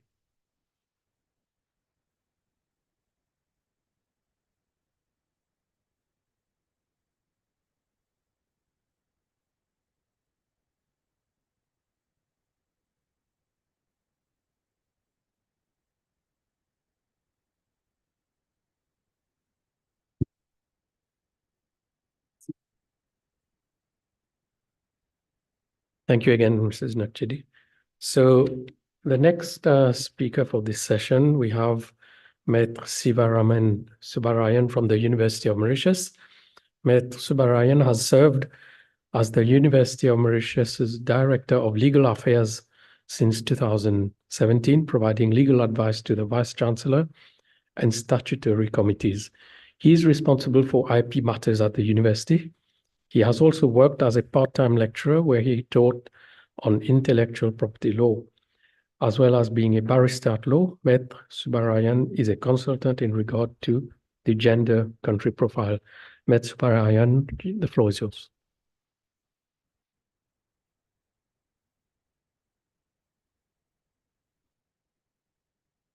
Thank you. Good morning, everybody. And I think Sarah would have been introduced. I'm just going to go through looking at IP policies. The University of Mauritius was among the first to have put in IP policies in Mauritius. But actually, when I was looking at it with the new Act, the 2019 Act that came to force in 2022, it has actually to amend it and actually making sure that you comply with the Act, because before there was no such requirements, but now we have to look at it. And what I'm going to look at, some of these things has already been sort of like taken by the previous speakers regarding the laws, but I'll probably go through it in terms of what the University of Mauritius has gone through and how we had to make sure we have an IP policy in place, which actually promote innovations and encourage sort of like the members of staff at the university to come forward with actually promoting inventions and actually registering their IP. And also, I think the University of Mauritius has other problems because we have students, and we've got to make sure that when we have IP, we also have have liabilities as well as benefits to it. That's what the university has to cater for, and having an IP policy at the universities help us in actually getting that right. As I said, the intellectual property are essentials in the safeguarding of innovations and investment in research and developments. That was at the university, we actually look at that quite seriously. And IP, we look at the other aspects of IP. IPR stimulates further innovations by providing exclusive rights to creators, inventors, encouraging the development of shares and share new technologies and knowledge. I think, as mentioned earlier, it's not just actually giving you rights, but also there are responsibilities also that we have to cater for, and the university has to make sure that we do that with all the stakeholders at the university. Well, I was looking at it because, as mentioned earlier, before the 2019 Act came to force, the University of Mauritius already had an IP policy, and we did not have to actually cater for the rights of employees, inventors, students, as it actually provided in the Act, which is something new. And as you probably know, many other legislations around the world, these sort of provisions are not there. It's a bit unique for University of Mauritius that we have to actually look at it differently for other universities, for example, in the UK, when it comes to IP rights by inventors and students. I think my previous speakers already mentioned the fact that Intellectual Property Acts modernize and the legal frameworks of the intellectual property in Mauritius. As we can see, the Act is different to what it was before and what it actually bring in place and align itself with international standards, enhancing protections for innovations and researchers and facilitate the commercializations and of research development output.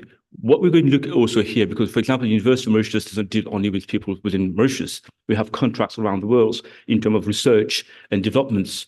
These are things that we have to cater for and to ensure that we're actually following the legal procedures of Mauritius, but at the same time actually adhering to others' jurisdictions. For example, when we do contracts with South African universities, we have to ensure that the IP that may come from these things actually may come from. That's what the issue of policies is very important. It's not the fact that IP has already been produced or existing. It's actually looking at IP that may come in the future and looking at that. There are lots of mays and if, so we have to prepare ourselves. What are the circumstances that may come? I'll probably go in one of my slides. I'll go through the risk assessment in terms of what we have to look into when we're dealing with IP. And that has to be addressed in the policy in place.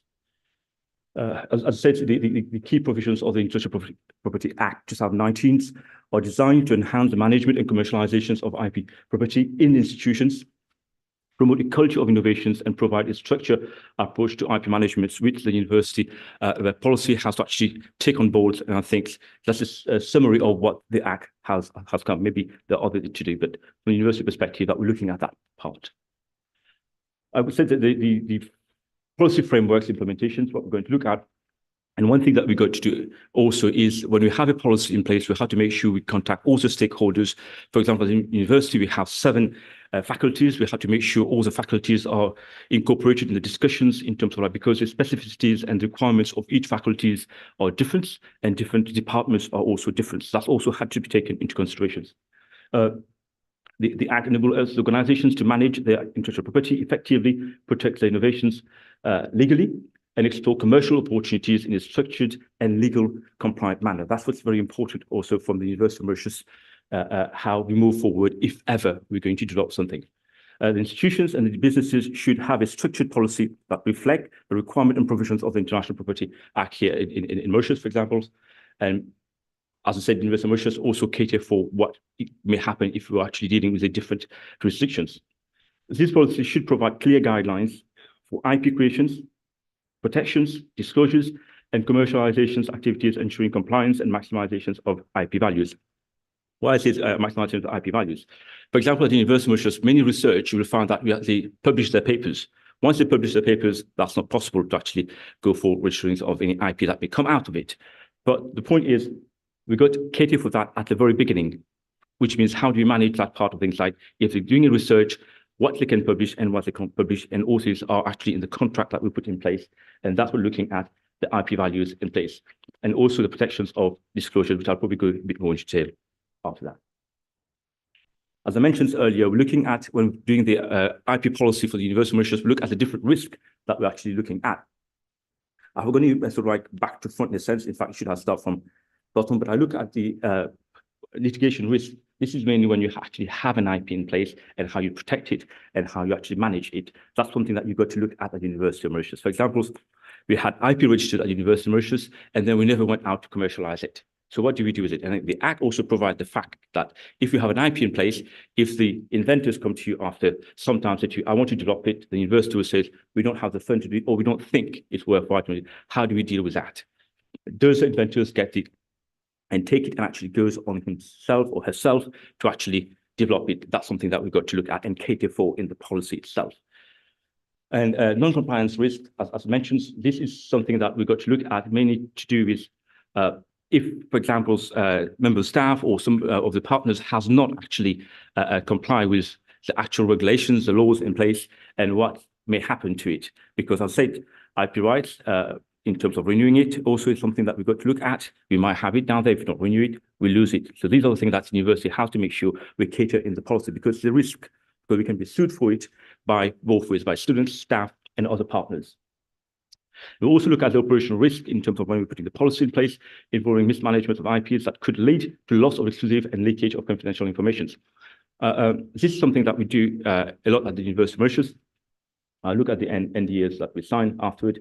For example, if we invite third parties to come to the university, that we're doing a show about what we're doing at the university, for example, at research weeks and things like that, and how do you actually make sure we manage that? And we had complaints where member staff come to us and said, look, this idea that's been developed down there, we show that person how to do it, but in fact, they took it down there and said they couldn't do nothing about it, but in fact, they went and developed it a slightly different way and actually registered it to themselves. So this is something that we've got to look at the universal social operational risk when we're actually doing all this work. How do you manage that in a sense? I think reputational risk, it stems from the poor IP management practices and can manage our organization's reputation and credibility. As I mentioned earlier, there are issues sometimes that we have to deal with the stakeholders in terms of how we manage an IP that we're already protected, but also, as I also mentioned earlier, in terms of students. For example, at the university, we said anything that's developed by the students, the university don't take any IP rights on that. Because the issue is actually, there have been instances where we have a third party coming forward, look, what your student is doing is actually infringing my IP. And the university has had to have this disclosure in place to making sure that we don't actually associate ourselves with those sort of risk. Because it could be actually, because if we say we're the owner and actually we're actually infringing somebody else's right, we have to take responsibility for that. So we take that also into considerations. It's not like I said to you, it's not about rights only, but it's also about liability. Sometimes we have to think about. As I said, the ways of actually how to manage it and how to tackle this point is actually having regular audits in place, which the university do. In fact, every 2 years we try. I think we have to do a bit more often now. And the most important thing is training and awareness programs. And I think that's very, very important in a sense, because sometimes all the students, all the staffs are not aware about the issue of IP rights. For example, we do lots of research at the university, probably one of these institutions that in Mauritius does the most research. And this is something that we have to actually making sure we train our staff and they know about it, because they got to know what the risk is about publications and how they go along with sharing their ideas and collaboration, because we have different research collaborations and different MOUs that are signed with different institutions, not only Mauritius, but around the world, as mentioned earlier. And of course, I'm the in-house counsel there at the university, but we also have advice from outside, because sometimes certain things may be too much for me to do. And I said, IP is quite an expert area. It's quite complex, and it's just not one area, because it's not just the policy side of things.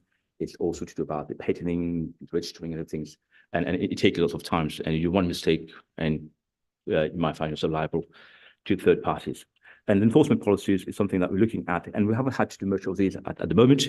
As I said, looking into that once, taking legal actions into infringers and strategies to dispute resolutions. And one the good idea of actually having a policy in place and to know how you deal with it and do risk assessment about it way before that you limit this point, because litigations is costly.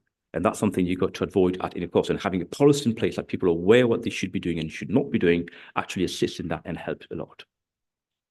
As I mentioned earlier, we have collaborations agreements all around the world, which deals with IP ownerships, rights, and obligations. And these are the contracts that we have to make sure we look into. And as a policy at the universities, all these contracts have to be vetted, and they have to have the IP clause in all of them.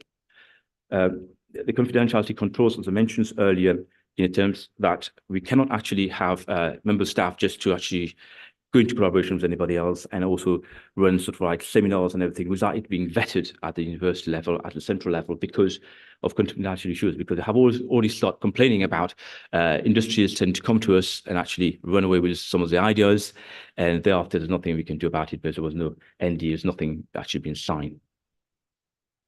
Like I said, you have a compliance checklist at the university, and it's updating all the times, and we had to take into consideration, as I mentioned earlier, the Industrial Property Act 2019, which is new to us and only came to effect two years ago. Before that, things was a bit different. And The legal updates, sort of like including educations, making sure that staff are aware, because one of the big issues we had in the university was in terms of the IP. And we had issues when we were the MIRC, where they were funding some of the research, and the issue was who owned the IP at the end. And the MIRC policy was the fact that we are actually giving the money to the researchers, and the researchers will all own all of it. Then the university has a different policy saying, you as an employee of the university, we actually own the research.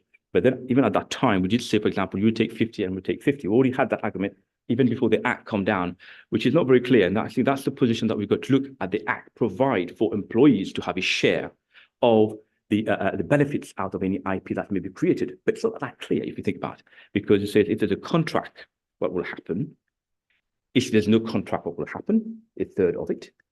So these are things that you have a policy in place, you already laid all this down, you know what the employee and the students also will know where they stand in terms of their rights to any IP. That makes things much easier, and it act like a bit like a contract, because remember one thing, a policy has legal weight.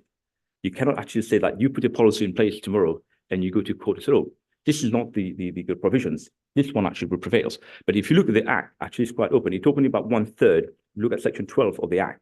You talk about 1/3, but at the university, we give more than that. We even say 50%, and for student, we don't take any IP. So there are issues that and the law doesn't prevent us from that. It doesn't restrict us from actually saying, oh, no, you can't give more than that. So at the university, we can actually do it in a sense to promote innovations and development. This was one of the incentives that we actually did at the university prior to in the Act, but we have maintained that sort of clause in our policy at the university. Of course, entire compliance officers teams, it's my office would deal with that mainly. As I said, sometimes if we find ourselves a bit out of our depth in terms of IP, we do actually seek help outside, and this is something that university probably is looking at to do a bit more. As mentioned, probably petitions, I'll just go through that quickly. And I think the guidelines that we look at our policy is mainly very important. It's IP ownerships, IP protections, and IP transfer. Because IP transfer, as mentioned earlier, the staff members can come back to us and say, look, you're doing nothing with my IP that has been actually registered. Give it to me and I'll give that. The law now provides the fact that you have to give it like after a year.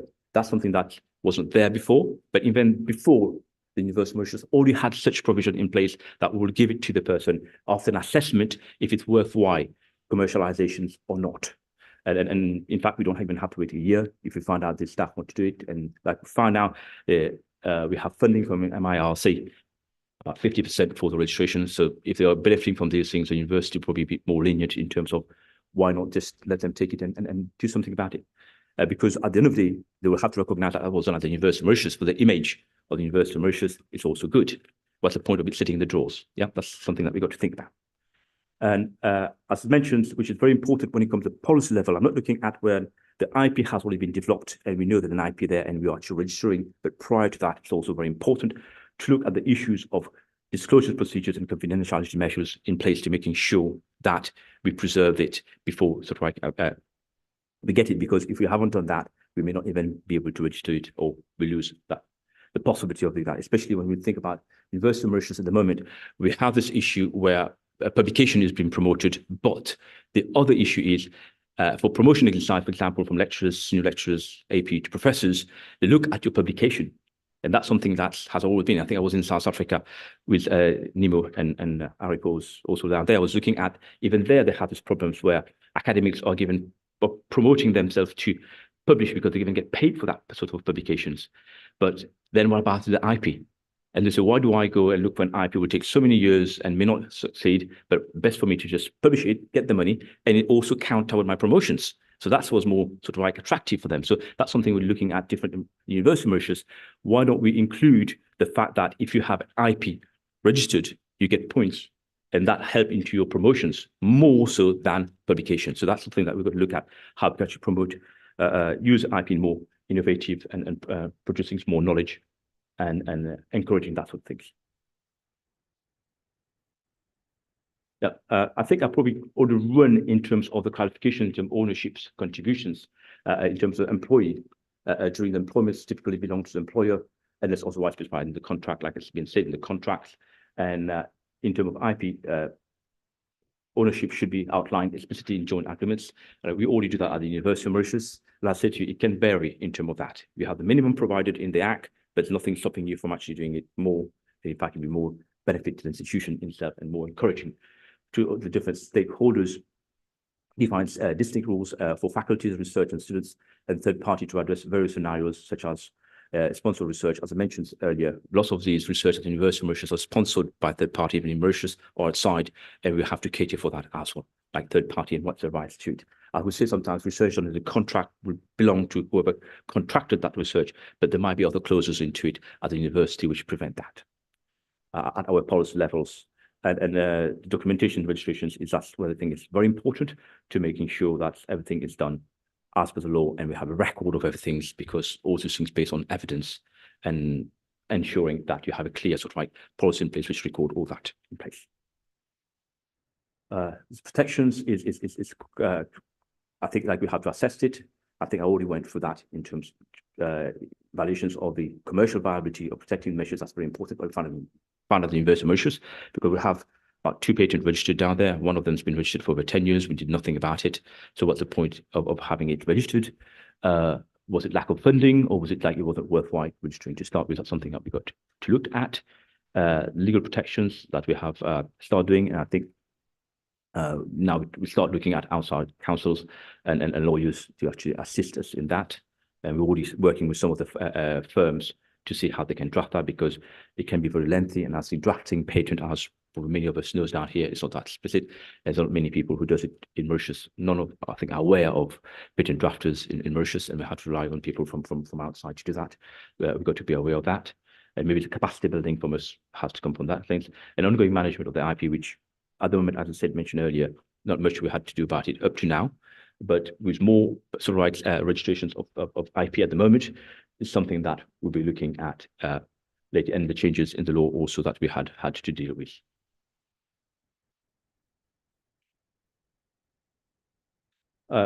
I also mentioned about IP transfers agreements earlier. It's very important to have that put in place. What I've done at the University of Mauritius, for example, the IP policy that we have, I have also attached an agreement in the back of it, so that it's sample agreement, so that anybody who wants to deal with in terms of the academics to make it more easier. As I said, in terms of resources, we've got to think about, we got about 800 employees at the university, about over 400 academics at the universities, and to deal with that, and all of them are very much engaged in research. So we have also that sample being put into it in terms of research like agreements, and also about like if ever there is an IP being developed, what sort of agreement you look at. So they have a sample already there that they can deal with it, and all that is included in the IP policy, so that they have it down there and they can do. And this facilitates sort of like the running of the institutions. We don't have like backlog, like bottleneck, like everybody coming to us looking at the same advice. So they have the basic advice of everything, even sample of the agreements, what we're looking at, and what they should be expecting at, and they can have a starting point with the other the institutions or the third parties. They can actually exchange, and that makes things much easier. A good starting point instead of starting from scratch in terms of what things, because basically each institutions will probably know roughly what they deal with and what sort of agreement they're looking at and what sort of incentive and benefits they're actually expecting and looking at, so they can actually put that in draft basis down there, which we have done at the University of Mauritius, and it's there for all, accessible to all the academics to use. For example, how to handle royalties and revenues, different sort of research. Some of them will actually bought, some will be licensed, some into royalties. Yeah, and that's what we're looking at. So I'll be here to have 2 minutes. I think I'm nearly done now. The internal reporting, that's something that we have done at the university, which is a policy house to actually make sure we have a policy house that should report about the work they're doing and how they're doing it. And we have a system in terms of the innovation disclosure forms, where we assess if a research has actually the potentials of IP down there and how we deal with it, and those who doesn't, how we deal with it. So that's something that we have put in place at universities, and also how we review our decisions of do we go ahead or not, because things may change as we go along with some of these projects and research, which may take years as well sometimes. Of course, we controls now many of the disclosures. We have a non-disclosure agreement also attached in our policies for member staff to know if you're dealing with somebody, how do you deal with it? Send them that, let them think about what they have, and that makes things easier for us to move forward and actually promoting it and not make it difficult. That's the confidentiality measures that we look at, the NDAs things, and of course the staff has to know that all these things are in place, the policies are in place, these agreements are in place, actually, where do they go? And that's very important also. And then the training, we provide all that to the staff, and your policies, how to ensure that these are in place, because the law might be too cumbersome for them to be. If you look at the act, over 100 pages, and the regulations also is quite cumbersome. So it's best to have a policy which probably not more than 4 or 5 pages, and it attracts all that things, for having attachment into it. And that's the last part about looking at commercializations of it. And I think stuff at the universities, we probably delegate that part to outside a lawyers council to deal with it, because I said it has quite to be specific knowledge in terms of how you actually draft these patents and how you do it. And we deal mainly the policies. When it comes to that side of things, yes, we assess there's something, and we can get it to somebody else, the expert in the field, to actually deal with it. And at our levels, we probably deal with the policy, mainly look at how we start and how we get there, and from there on we can just submit to the professionals and expertise in that sort of particular fields. These are my presentations a bit on policies at the University of Mauritius. I said I have drafted a few of these, and some for outside institutions also. It's also important to have a policies because it helps in terms of assimilating all the law, all the important part of the law, so that the staff and institutions should be aware of just sitting it brought down there for them to swimming to right in the outside sea. So just like making sure we get that accurate and in helping document, and it can be a legal document also for the institution. Thank you very much. I don't know if I talked too much, but yeah. Thank you very much, Ms. Barayan. I'd like to request you to wait for a moment. We'll provide you with a token of appreciation from the council.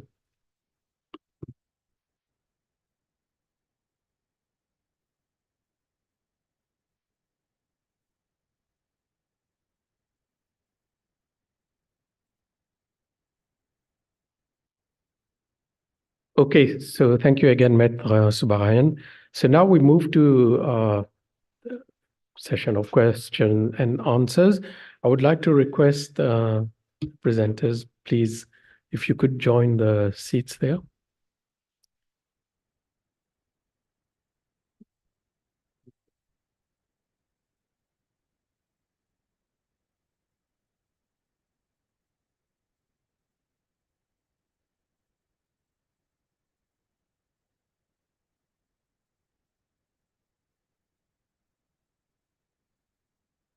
Okay, so just to remind you, we also have Dr. Raghu who's online. So we open up the floor now for any questions. So anyone in the audience, feel free to ask questions. Any one of you? Yes, please. Use the microphone, please. Sorry. Good morning, everyone. I am a researcher.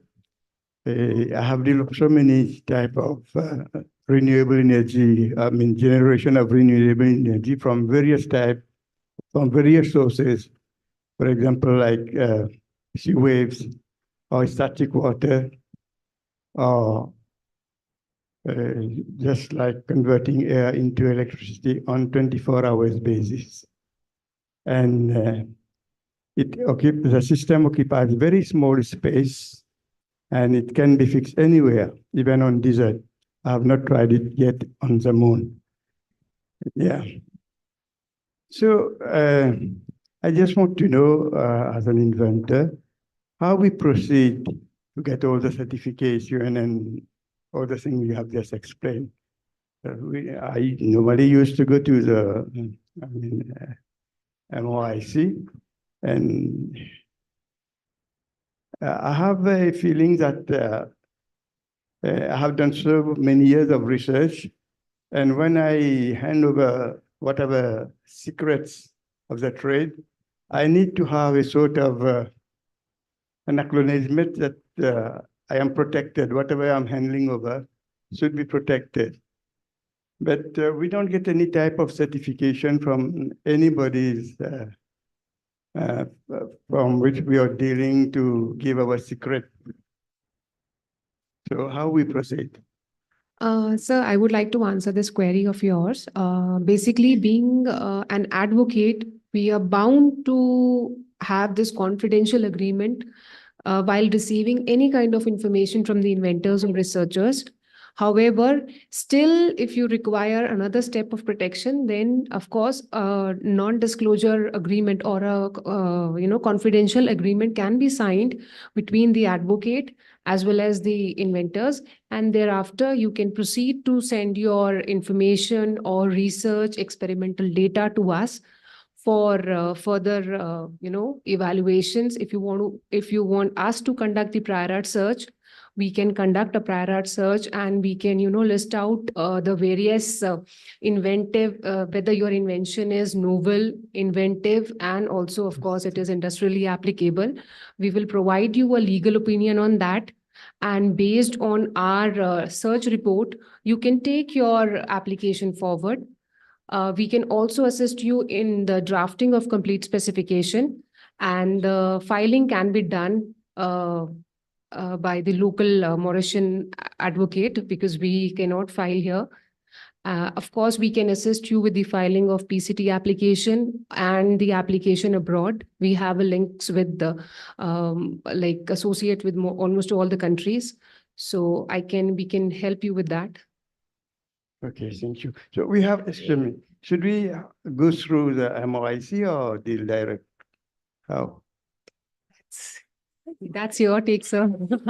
How would you like to It's proceed? up to you. There's no obligation for you to go through the council, but we are here to assist in any way through our partnership. So you can take up, I guess you can take up the discussion a little bit more in detail during the lunch break if you want to get some more. Just one thing, just one thing on that, sir.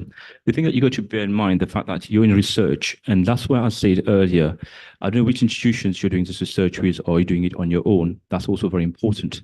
You must have some policies in that particular institutions which tell you how they deal with that. Because there's two things you're looking down here. One, are you looking at acknowledgement of your work, or are you looking at actually the the value of this patent that you may have, or that's what you're looking for. These are very important things. So when you talk about IP, sometimes you talk about copyright, you're talking about patent, and those different sort of IP we're looking at here. What you're going to be looking at, maybe your institution also can help you with that, wherever you're doing the research. What sort of IP are you actually looking at? You said you do research in terms of energy, and you may have invented something that there's nowhere in the world or nobody else has done it. Have you published on it? Have you done enough sort of measures in place that you have protected the possible IP that may be there? That's also very important. And I think that's why I said, as a researcher, you've got to make sure that you put all these things in place prior to thinking, I'm going to register it or not, because that's the second stage. You've got to make sure that you preserve it and you actually keep that confidential as much as you can, so that you don't lose that right. That's also very important. Bear that in mind. Thank you. Thank you. Any other question? Yes, at the back, please.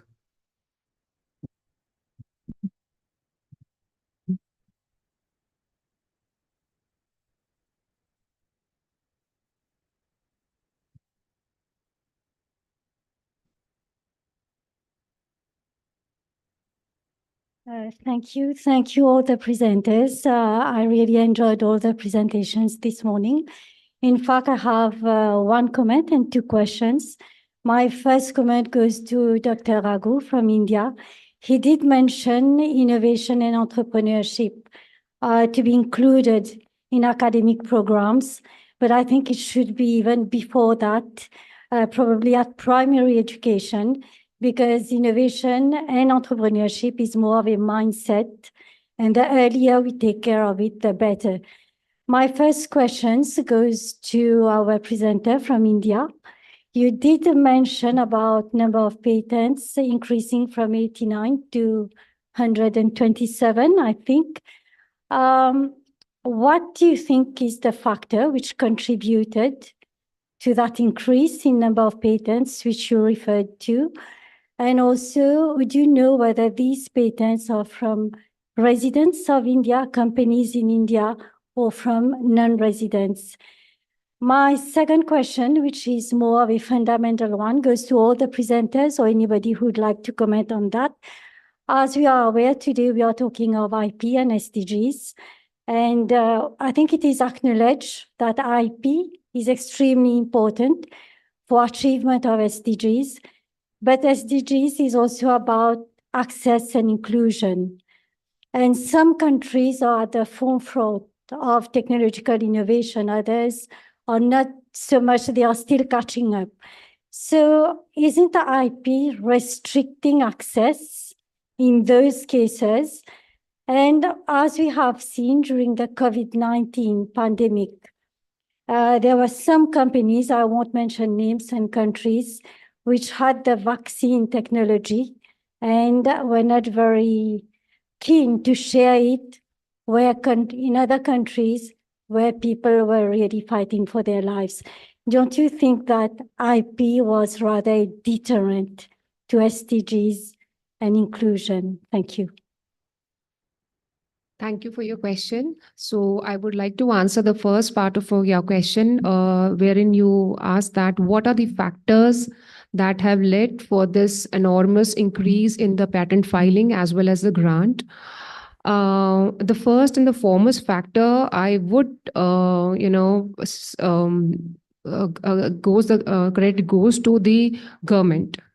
Our government has, made in such a platform, such an ambience for creating the awareness amongst the innovators, inventors, and researchers to come forward and file the application. Second is the funding, which is being provided at various levels. You just mentioned that this should be implemented at the primary level. So in India, there is a provision of Atal Tinker Lab, which is being inculcated in the school level. A student who is learning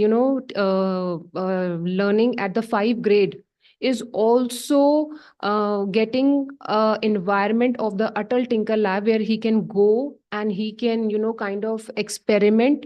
He has that ambience and atmosphere where he can think of it, and he is also made aware of the fact that if he comes with the kind of an invention, that invention has to be patented, or if he thinks anything about beyond that or any brand name, that has to be trademarked. So that education system at such a very crucial stage creates a kind of an awareness, and that is why the applications there is an enormous increase in the filing of the application. And subsequently, the patent office, like for the last 3-4 years, we have seen an enormous backlog which has been dealt within a very small period of time. Patents are being granted at a very speedy rate. So now the researchers and inventors have this kind of assurance that now if I file a patent today, I will get in a time span of 1.5 years or 2 years. Earlier, it was like 5 years, 6 years, or 10 years. So that scenario is abolished at all in India. All the backlogs have been cleared. If you file a patent today, it's for sure that you will get your patent granted within a time span of 1.5 years or 2 years, maximum 2 years. So all these factors contribute to the enormous filing and, of course, to the grant of the patent as well. Would you like to answer the second? The second question was that IP is detrimental to the access. I think the balance has to be created everywhere. You cannot, blame IP for being detrimental. During the COVID times, as you mentioned, that certain industries have this vaccine which is patented. So Indian government took a very good initiative to issue compulsory license. So in the times of there is a provision of section 92(1) under the Indian Patent Act, where if there is an emergency, national emergency, or the patent application, the invention is not, being used is not commercially viable, then a person can ask for a compulsory license after the expiration of 3 years from the grant of patent. So then the government comes into picture and issue a compulsory license to the person who is willing to manufacture whether it is a vaccine or any other invention. And the compulsory license is issued to that person. So in a way, this kind of balances out the intervention of the government balances out. It is not that IP is detrimental to the invention. If we don't have, the patent rights protection, then I think the commercialization and the developments will be on the standstill. Sometimes as I said, I did taught IP, but not in the Mauritian law, but UK law. The interesting one is it's a bit like your house, it's your property. Yeah, it's your property. Do you want, when you buy something, it's yours. You don't want anybody to share it with. So it's an IP is a bit like your intellectual property. That's what you have developed. In a sense, the IP laws actually is more sort of like for SDGs, because what it does, it actually gives you a limitation on how long you can hold on to that property. Unlike you having your own house, when you buy it like freehold for life. So in a sense, it's the argument is no, it actually goes toward the SDGs because it doesn't actually get them to hold it for life, or they have to share it. It's only 20 years you can patent it, and after that, it's gone. So in a sense, it does it. There are exceptions to every rules, I would say, and COVID was one of the exceptions. I think we all know that. And yes, emergency law can be passed internationally, and that can be looked at differently. Okay, I think Dr. Raghu wants to intervene as well. Yeah, thank you very much, Dr. Gopal. So I think, the gentle lady made a very good point that we could start inculcating this spirit of innovation even younger. Having been myself in 4 or 5 different educational systems, one thing that I want to mention is that we have to revise our education systems. In primary school or middle school, if somebody makes a mistake, we punish them. They fail.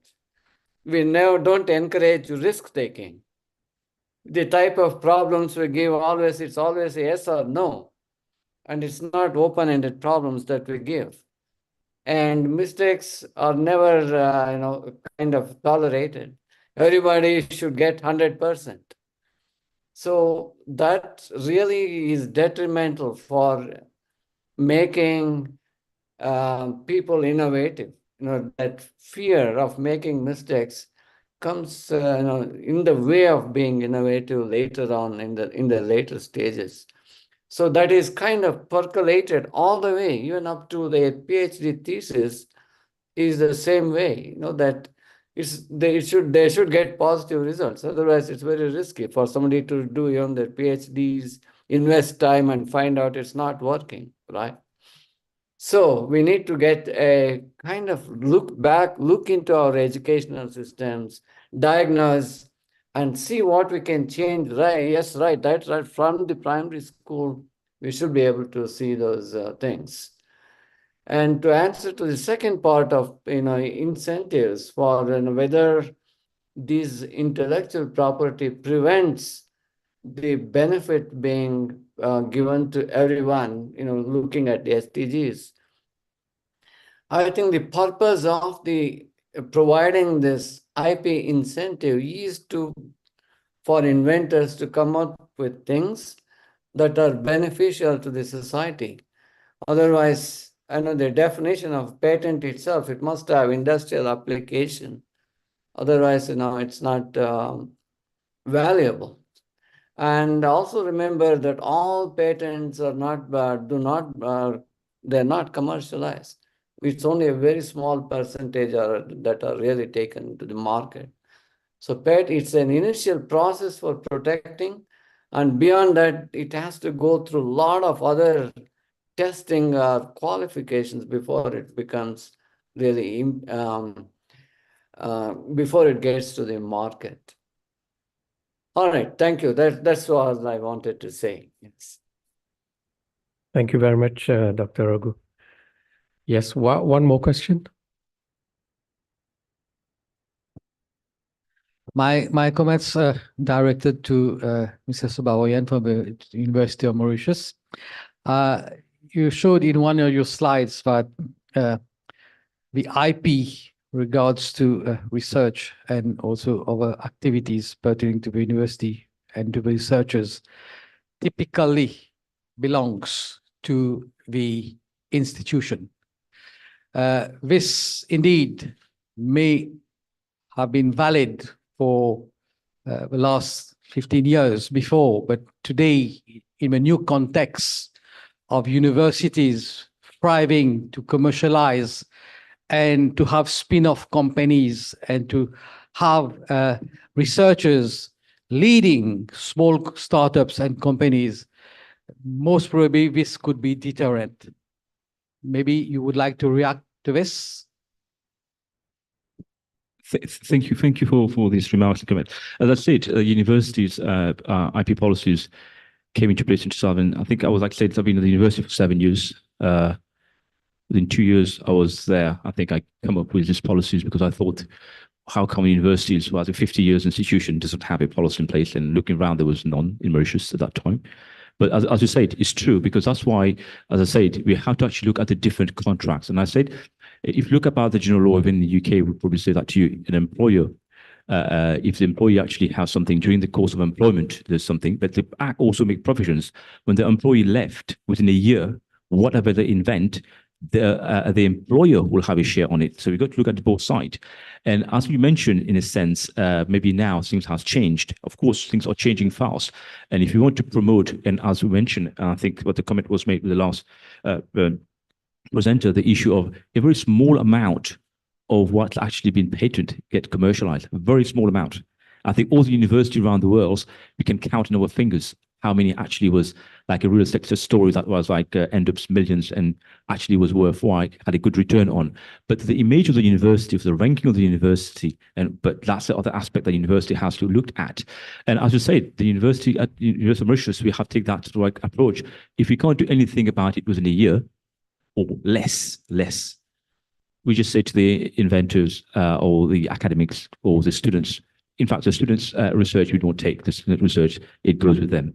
But the academics can actually go and do anything with that. So the spirit of what you're saying is already there, but sometimes in legal, we have to put actually what the legal provision is down there. So at the university, we can actually balance ourselves against. You're absolutely right to say we're actually doing research with other things. MIRC was one of them, where I think your institution is clear saying, I'm giving you the money, whatever you invent, you take for yourself.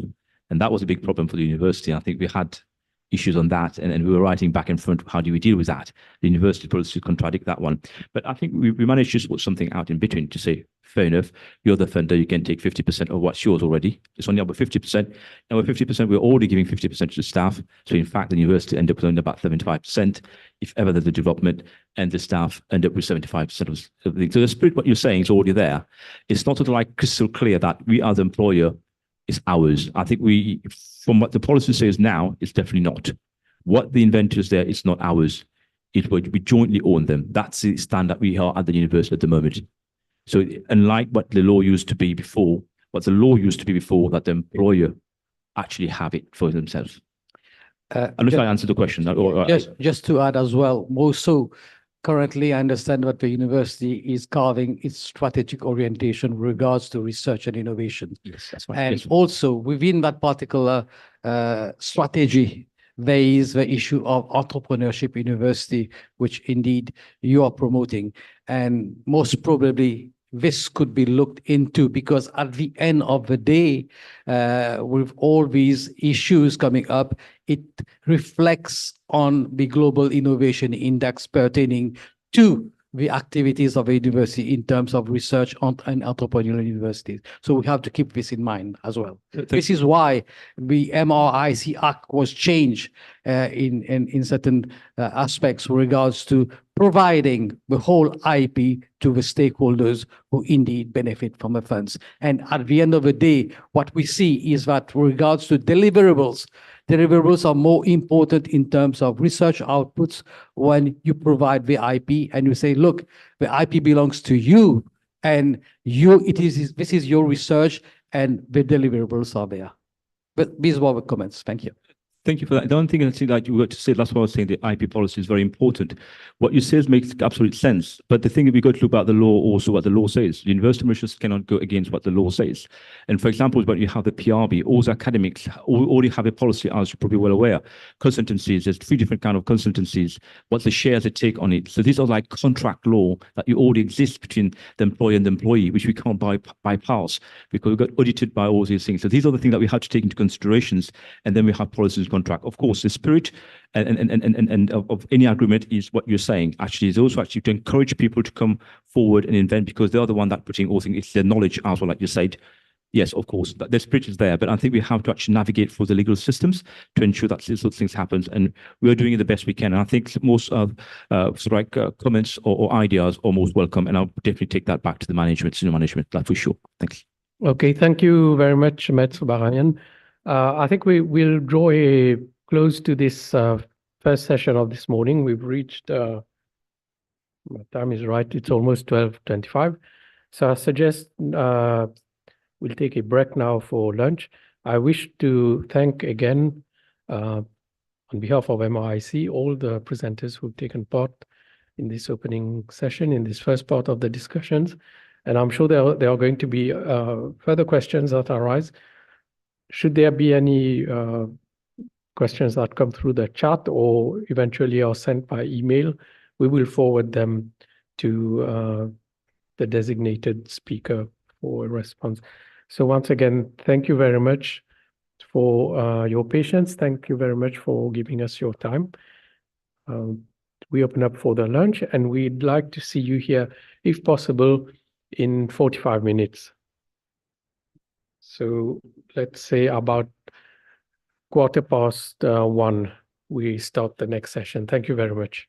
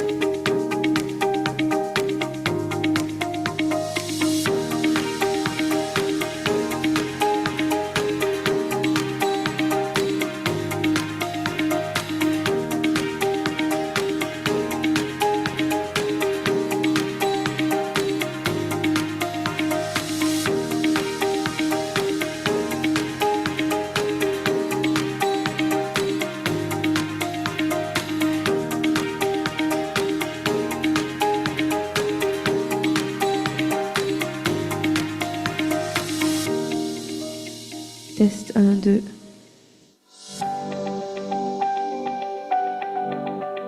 Testing 1, 2.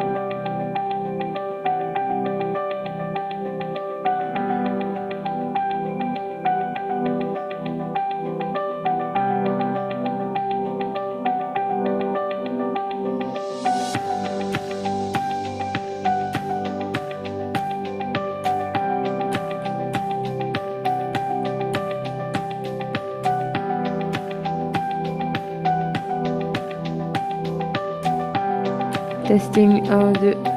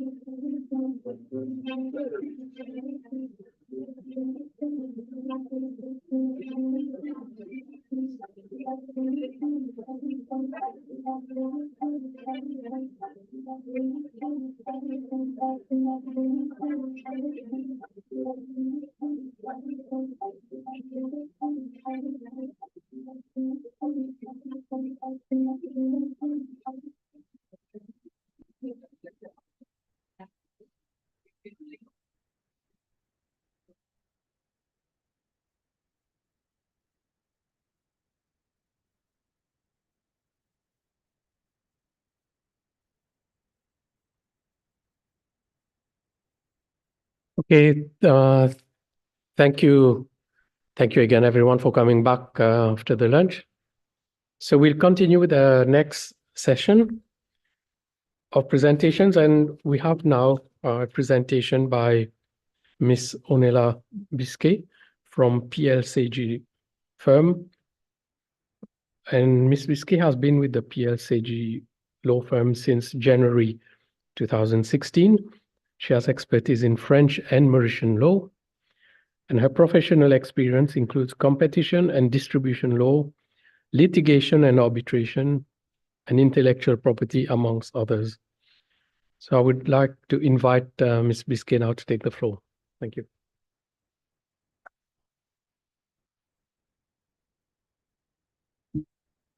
Ladies and gentlemen, I would like to thank the MRIC and Dr. Gopal for inviting me here today. My name is Onela Bisquet. I am a lawyer registered at the Paris Bar and a foreign lawyer registered at the Mauritius Bar.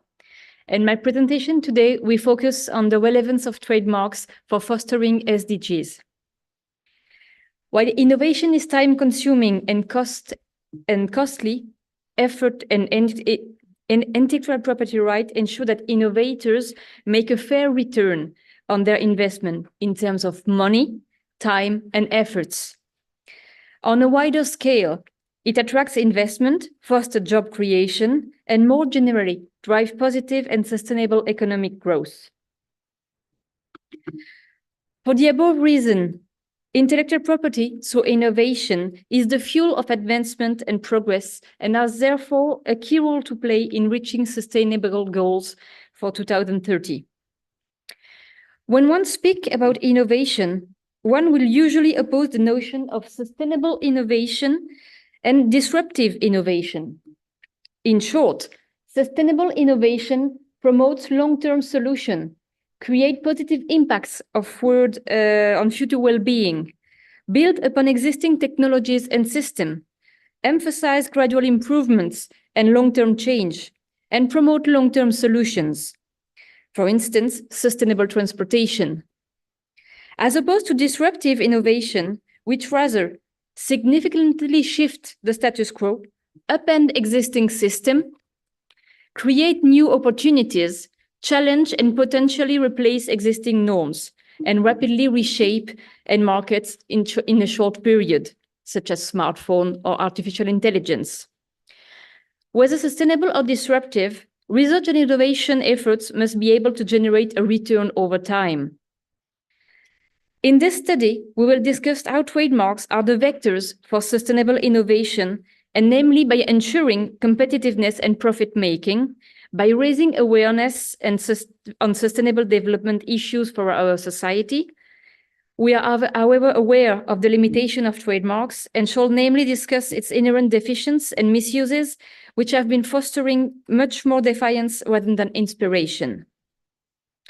Ensuring competitiveness. Branding is an essential step in the marketing process. A trademark constitutes the identity of one business innovation and relates said business to said innovation.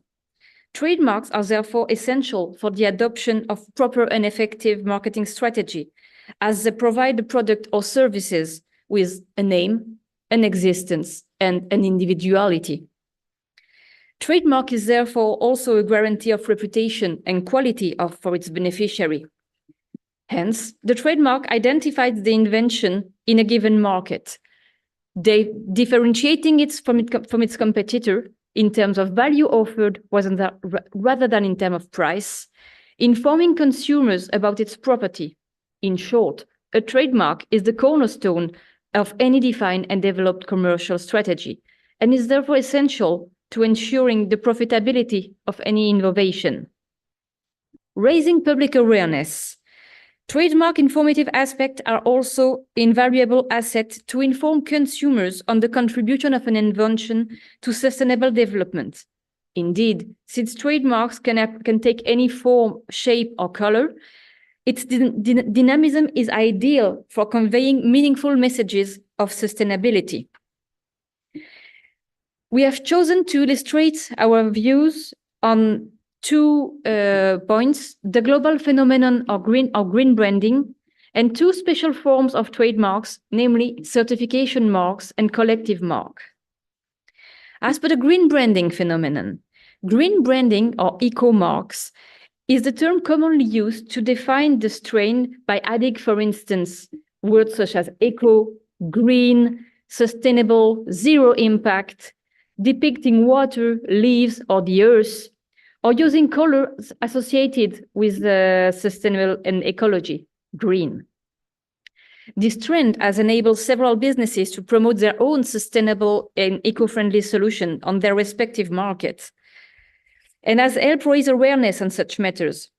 Eco-marks are attractive marketing tools to resort in order to publicize the value added of the product or service and ensure profit-making in a world where consumers are more and more aware of their environmental and ecological footprint. In 2021, the EIPO conducted a thorough study on increasing frequency between 1996 and 2021, with which goods and services specification on EU trademarks reflect issues related to environmental protection and sustainability. Where qualified as green or eco marks, all EU trademarks with goods and services specification containing at least one green term, regardless of other non-green term. Out of this study, it was namely and broadly discovered that the number of EU eco marks have increased significantly since 1996. Energy conservation and pollution control are the main product group in relation to which most EU eco marks have been filled between 2015 and 2020.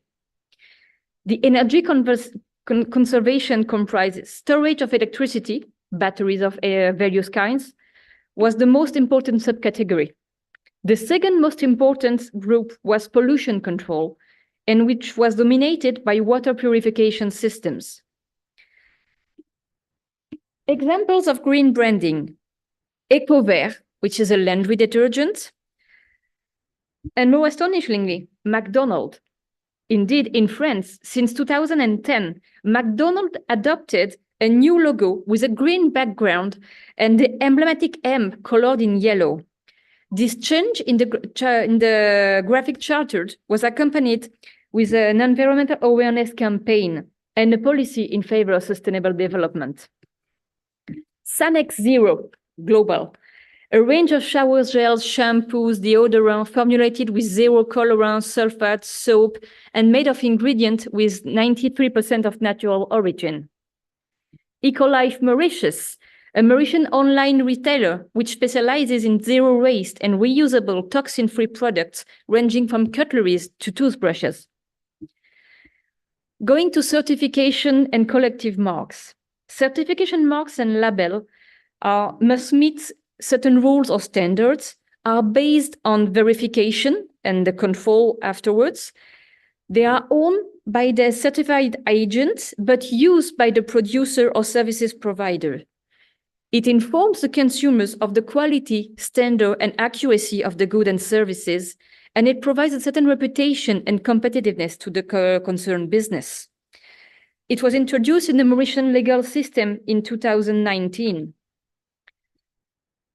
Example, agriculture biologique in France and the EU, a certification mark used on all products whose production, preparation, distribution, and import activities fall within the scope of organic regulation. The Energy Star Global, a certification mark backed up by the US government, used by over 50 countries to guarantee that any product bearing this label is cost-effective, energy-saving, and overall manufactured with respect to strict environmental standards. It also certifies a certain conformity with fair trade standards, and by doing so, promotes inter alia sustainable production worldwide. The Mauritius Standard Bureau, MSB certification. MSB operates its certification mark scheme for products and processes. The scheme, which is nationally recognized, is operating on a voluntary basis, and it can display on the product certified and signifies that the product has met all the requirements of the relevant Mauritian standard and is manufactured under an approved quality plan. Collective marks now. They are owned by an association of persons and used exclusively by the members of this association to differentiate them from other products and is part of the membership process. They inform consumers of the business concern and they assess the quality standard and accuracy, of the goods and services. It was introduced in Mauritian law back in 2002. And as an example, we can name French Tech, which is both French and global. It's a collective mark kicked off by the French Ministry of Digital Economy in 2013 to unite a community of French players who were not so well known at that time and form an ecosystem in France and worldwide of startup entrepreneurs, developers, engineers, incubator or startup accelerator. Made in Mauritius, a collective mark launched by the Association des Manufacturiers Mauriciens, a private sector organization that represents the interests of the local manufacturing sector. The Made in Mauritius label aims at certifying the Mauritian origin of the products in all sectors. The limitation of trademarks. It is fairly obvious that trademark protection is not necessarily relevant for all types of sustainable innovation.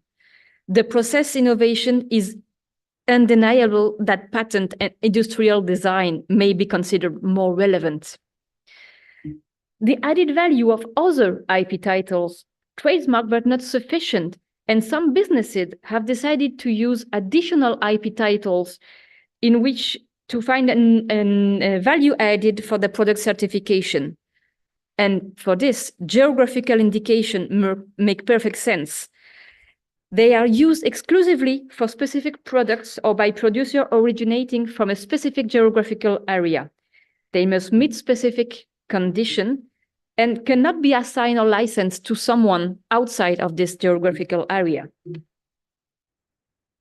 It promotes and upholds sustainably local and traditional know-how and standards, as well as local production and local economic growth in the concerned geographical zone. It was introduced in Mauritian law back in 2002. For example, sorry, that's too quick.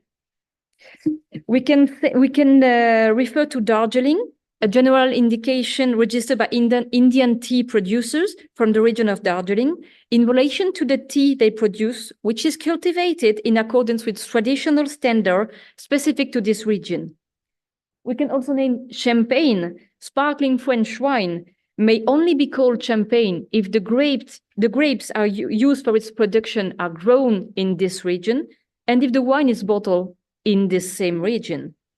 Scotch wine in Scotland. These spirits may only be called Scotch whisky if the ingredients necessary to its production, namely cereals, water, and yeast, are grown and found in Scotland, and if it is produced and bottled in Scotland in accordance with traditional practices. The misuses. The practice of green branding, introduced earlier, has drifted considerably over time, so much that now it's sometimes referred to greenwashing. Indeed, the term greenwashing refers more explicitly to the use of false or misleading claims about environmental friendliness. Such practice, widely sanctioned under unfair commercial practices and misleading advertisement, and sanctioned as deceptive trademarks under IP law.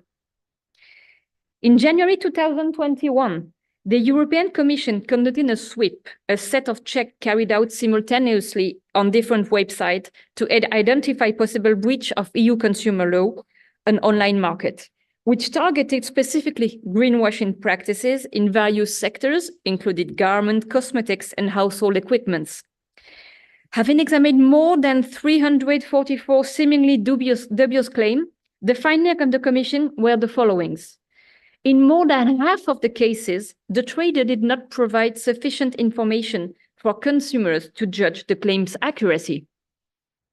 In 37% of cases, the claim included vague and general statements such as conscious, eco-friendly, sustainable, which aim to convey the impression that the product has no negative impact on the environment. In more than 59% of cases, the trader had not provided easy accessible evidence to support his claim. And in their overall assessments, taking various factors into account, in 42% of cases, authorities had reason to believe that the claim may be false or deceptive and could therefore potentially amount to unfair commercial practices under the Unfair Commercial Practice Directive. Finally, regarding sanctions, there can be sanctioned on two different kinds of rules under IP law and under consumer law. Under IP law, there is a concept of deceptive trademark, which is a mark likely to deceive or mislead consumers as to the nature, quality, or geographical origin of the goods and services concerned. Under Mauritian law, there is a control at the registration stage, but also after registration within potential invalidation procedures on ground of deceptiveness. This assessment aims at identifying the potential and inherent deceptive risk in the contested mark.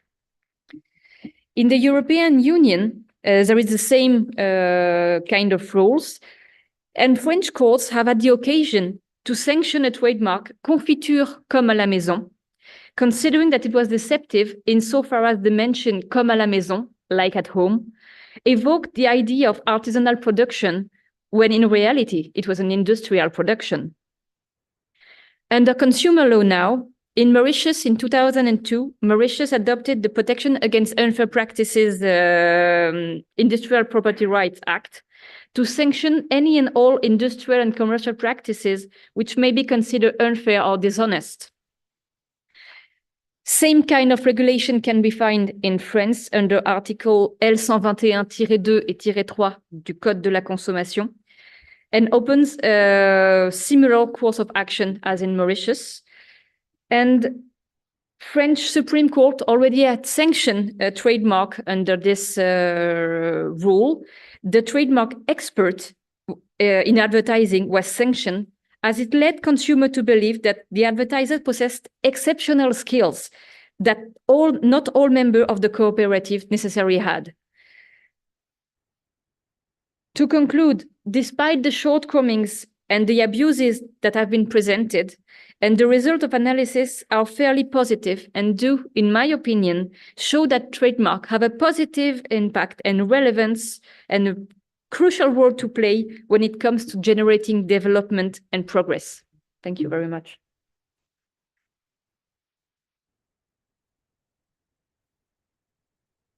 Thank you very much, Ms. Bisquet. I would like to request the director, please. MIC would like to provide a token of appreciation.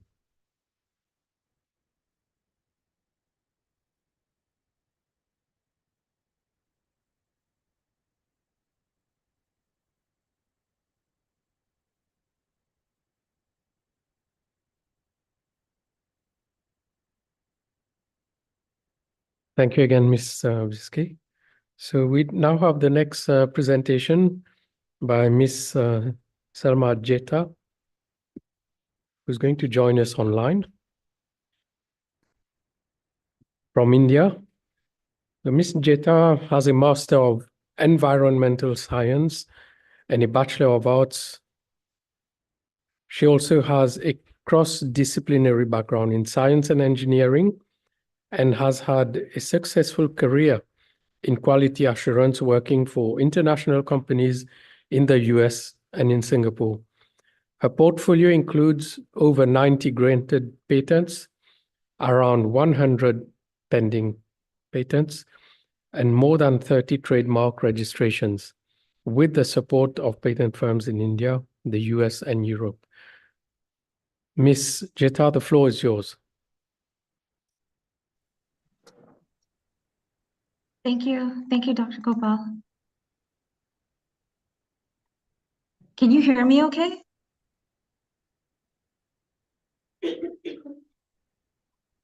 Yes, we can hear you. That's fine. Okay, and you can see the screen also? Yes, we can. Please go Okay, ahead. great. Okay, thank you. Thank you so much for the invitation. And I also want to thank SKS Law, Sunita Sridharan, and Daisy. I've been working with them for more than 10 years, our university, with filing and getting our patents granted. And now we're starting to license some of them. So I appreciate their support throughout the years. So I'll just talk a little bit. Ms. Jetta, could you please put your PowerPoint on presentation mode, please? Okay, 1 second.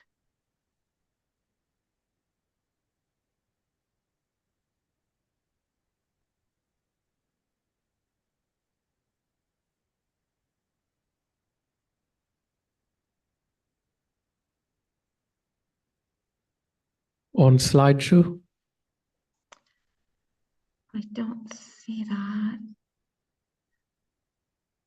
It's at the bottom of your screen on the right, just before the scale.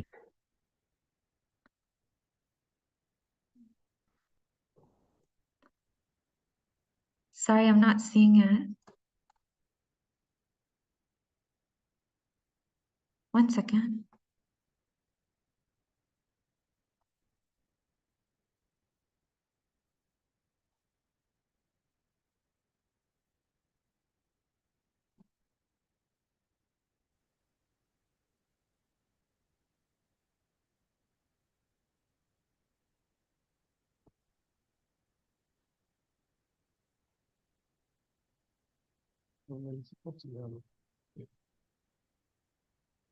Oh, that's okay, Ms. Jeta, you can continue.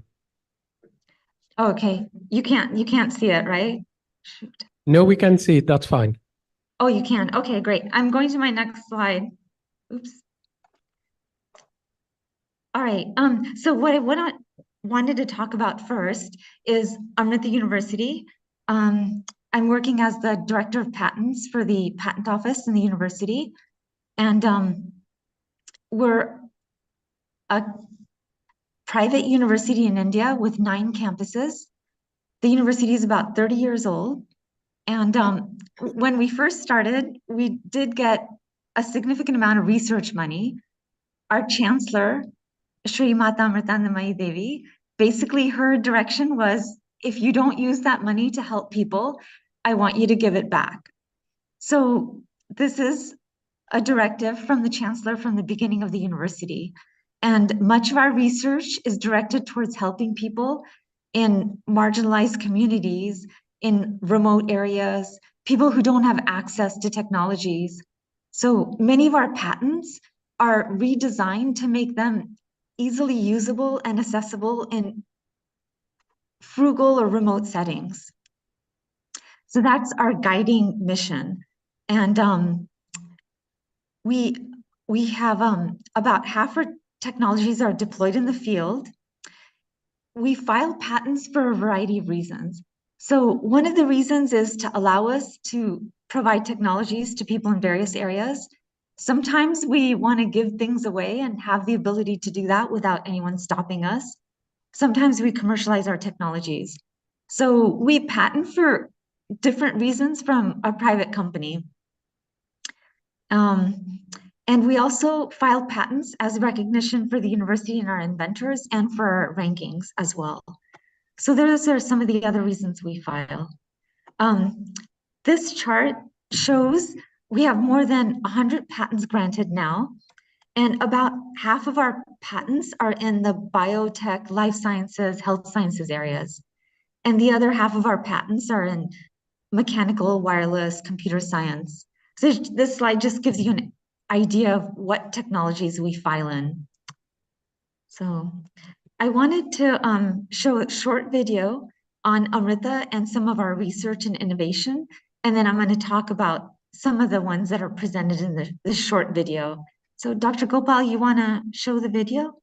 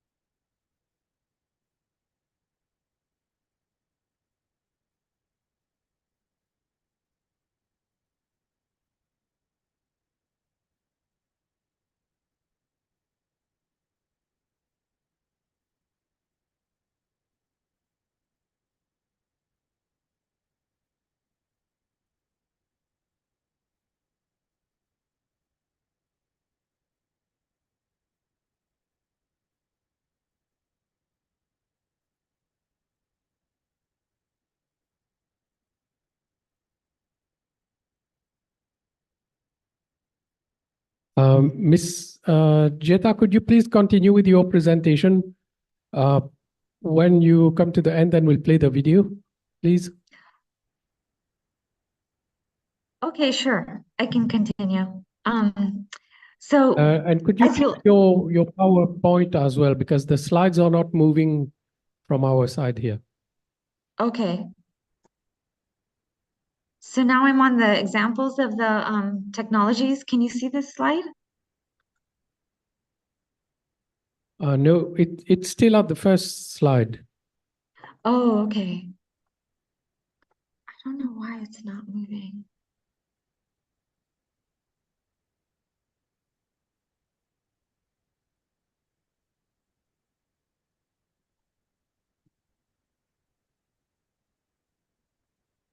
Could you stop sharing your PowerPoint, and then you start it again?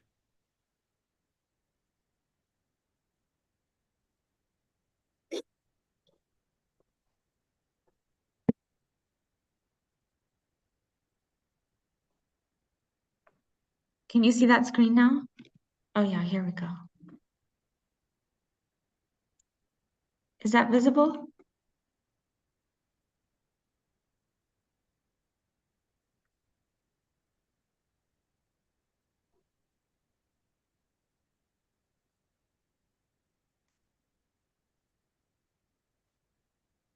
Examples of patented technologies. Can you see that?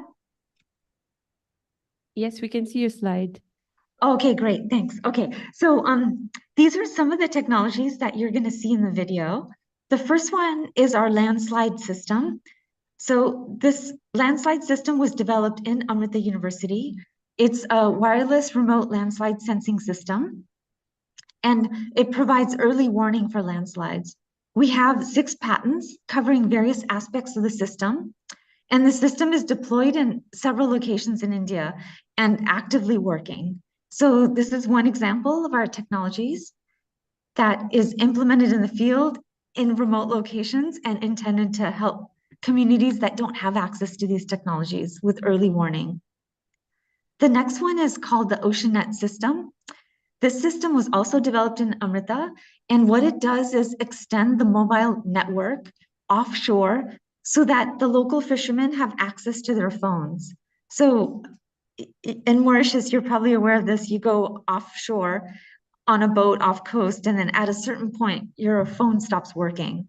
So this system was developed to extend that network up to 60 to 70 kilometers offshore, and it is deployed in the field and working.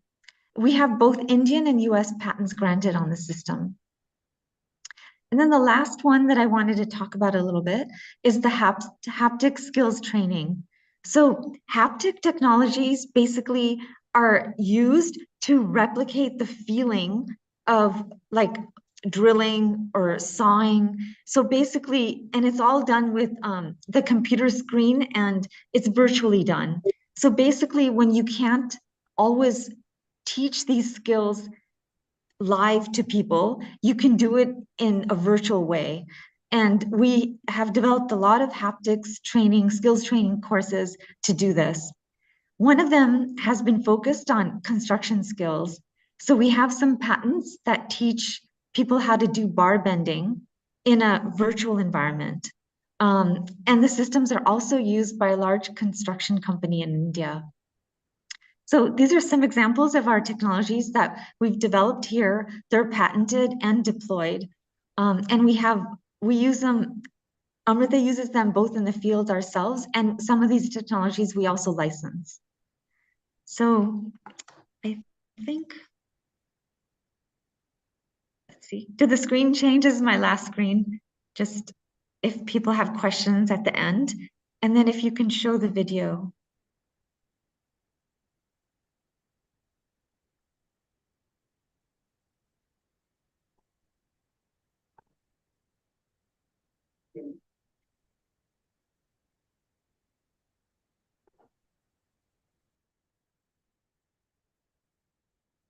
Thank you, Ms. Jeta. We are just getting the video ready to be played.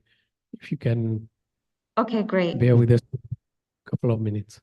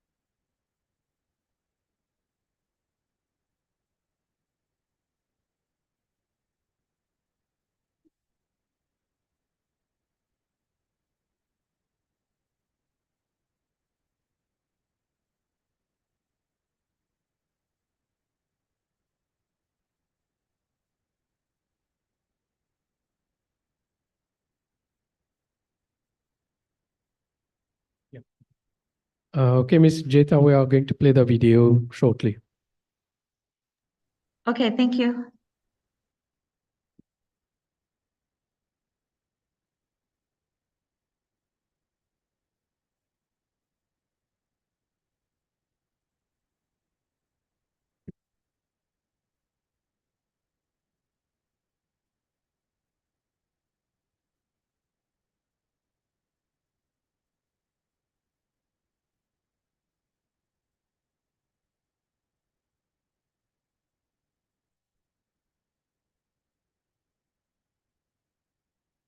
Amrita University, Amrita Vishwa Vidyapitham, is a multi-campus, multidisciplinary university that has grown into India's #1 private university in less than 20 years under the guiding light of Mata Amritanandamayi Devi, affectionately known as Amma, the world-renowned humanitarian.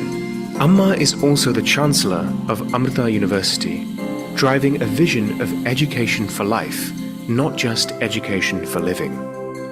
The university's main focus is on compassion-driven applied research that would have a global impact and benefit all sections of society, especially the most downtrodden. Amrita University has rapidly grown into 9 campuses across India: Coimbatore, Amritapuri, Bangalore, Mysore, Cochin, Chennai, Faridabad, Amravati, and Nagercoil. Has over 20,000 students across 220 plus programs in various disciplines, including pure sciences, engineering, management, medicine, and interdisciplinary studies. Amrita's focus on compassion-driven research has culminated in many innovations and many firsts. India's first landslide warning system, OceanNet, long-range communications into the ocean, skill development training through haptics and virtual reality, nanotechnology for various drug development, targeted cancer therapies, robotics for disaster relief, healthcare technologies, etc. The healthcare network with the Amrita hospitals in both the south and north parts of the country have done amazing work, including Asia's first double hand transplant.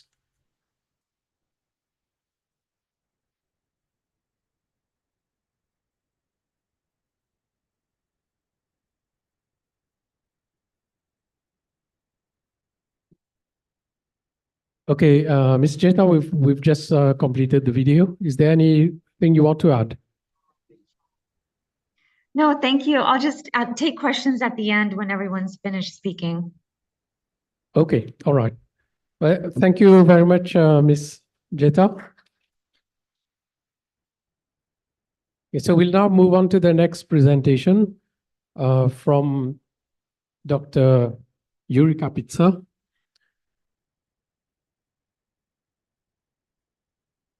Dr. Kapitsa would have joined us online. That was the initial plan. Unfortunately, he got taken up into another event. He's in Ukraine.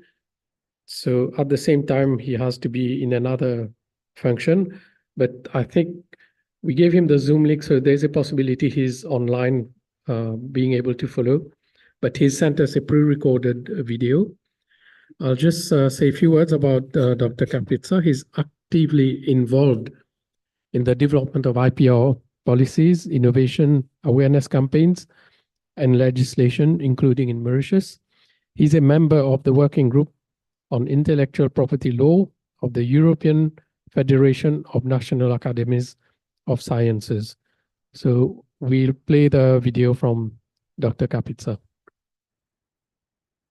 Dear colleagues, that's an honor to participate in the seminar devoted to the World IP Day organized by MRC.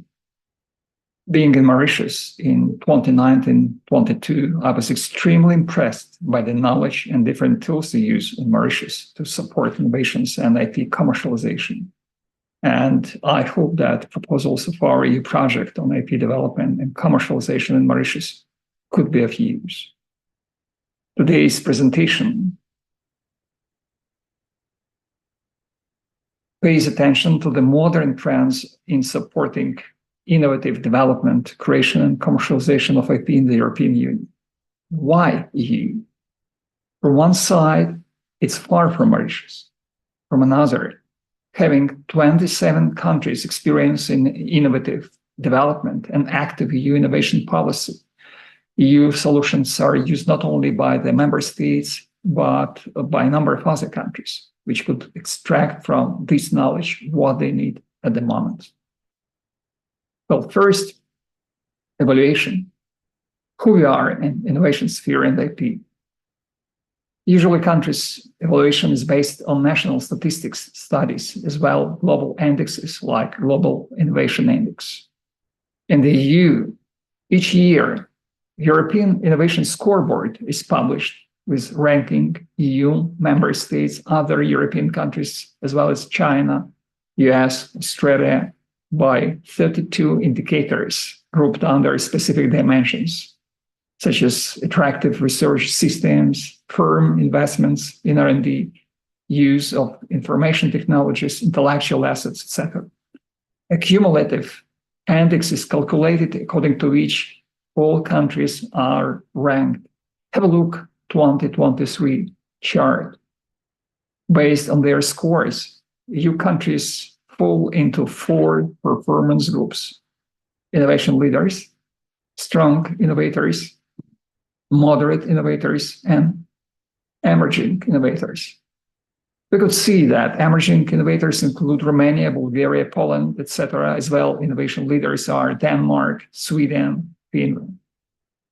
For investigation of the plus and minus of the national innovation system, such evaluation is much detailed in comparison with Global Innovation Index. A number of non-EU countries, as well my country, cooperate with the European Commission to use this methodology. Well, so if interested, such evaluation could be explored in the framework of Mauritius-EU relations. Where to go? Strategic goals in innovation sphere and IP. The challenges for innovations in the EU are a smaller percentage of annual GDP, so it's 2.3% in 2020 than the United States and Japan on research and development. There is a brain drain, and according to the European Commission evaluation, the EU market remains fragmented and is not fully innovation friendly.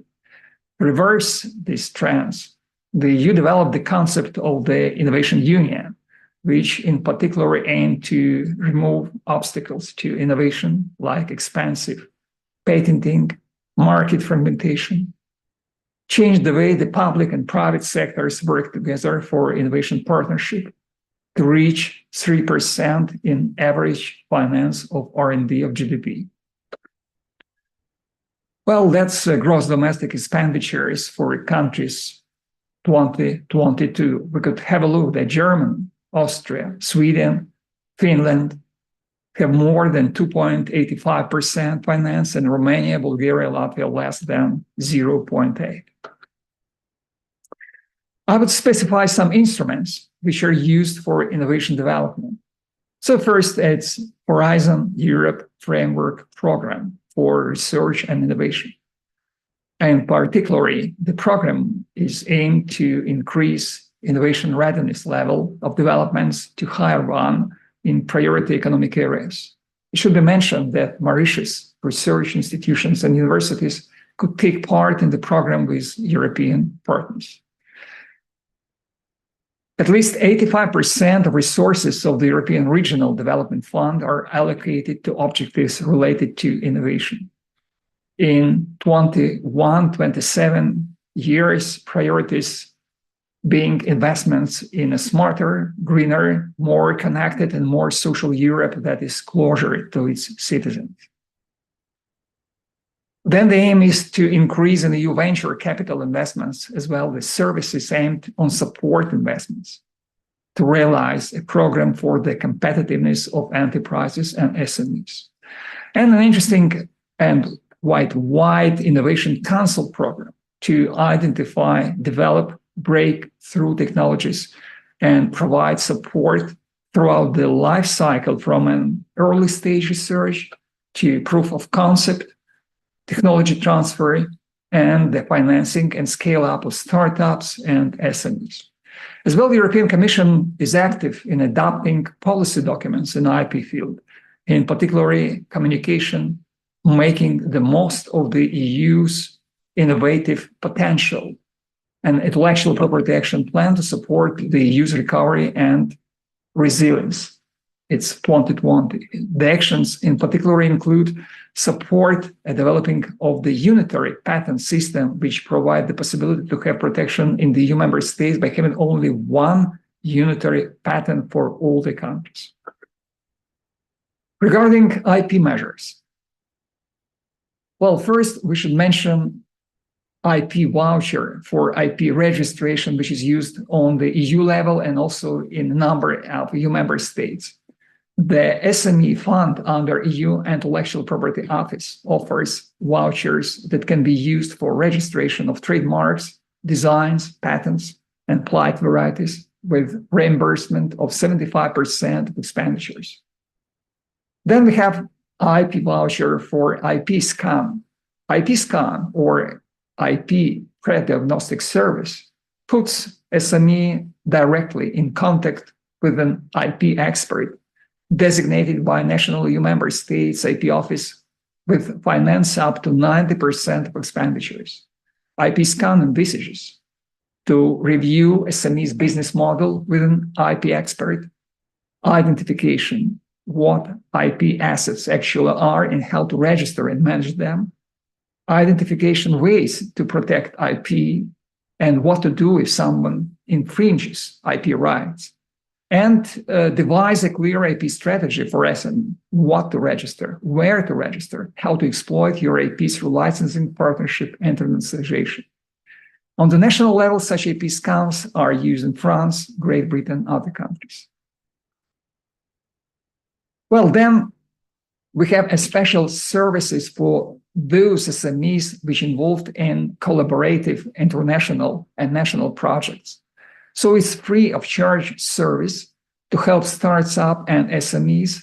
And in the beginning of R&D project, IP specialists perform assessment of SMEs' intangible assets to show how to protect the existing IP when starting on a research and innovation endeavor with multiple partners, assist in developing a shared strategy with SME partners to manage and exploit new IP jointly generated in the project.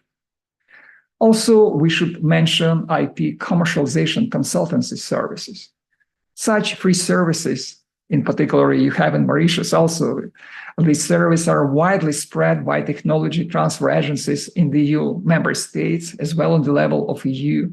There is a multi-year project, IP Help Desk, which offers advice to researchers and SMEs, in particular on IP management, international transfer.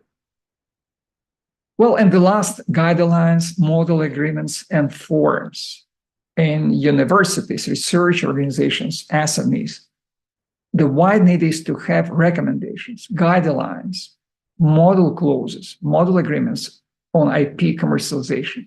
As a rule, such documents are worked out mainly by technology transfer national agencies and in some cases by patent offices. I would like to mention the example of Knowledge Transfer Ireland. We use it in our practice of our country also, agency, which provides support in research commercialization, having on its website model forms and guides on licensing and transfer of IP rights agreements, forms of R&D agreements, documents on creation of startup, protecting confidentiality, etc. Also widely used Lambert agreements outlined by Intellectual Office of Great Britain with different options of protecting IP in the framework of research collaboration.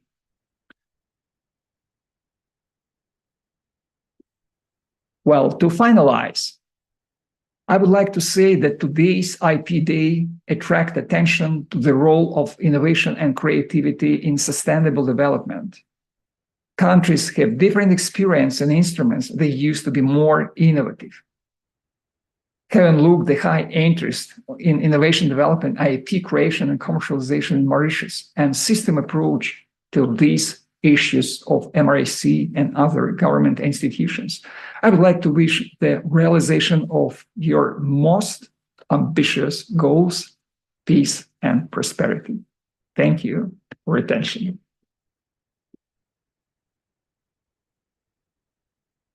Thank you very much to Dr. Kapitsa for his presentation. We now move on to the next presenter, Ms. Yesim Baikal, who's Senior Consultant on IP and Technology Transfer at Inomea in France. Ms. Baikal has spent more than 15 years working in the UN system, focusing on IP, sustainable development and technology issues in the developing countries. She has managed and developed many projects in different areas, including climate change, global health, and food security. She has a legal background and is currently working as a consultant on IP innovation, technology transfer, and sustainable development issues. Ms. Baikal, the floor is yours.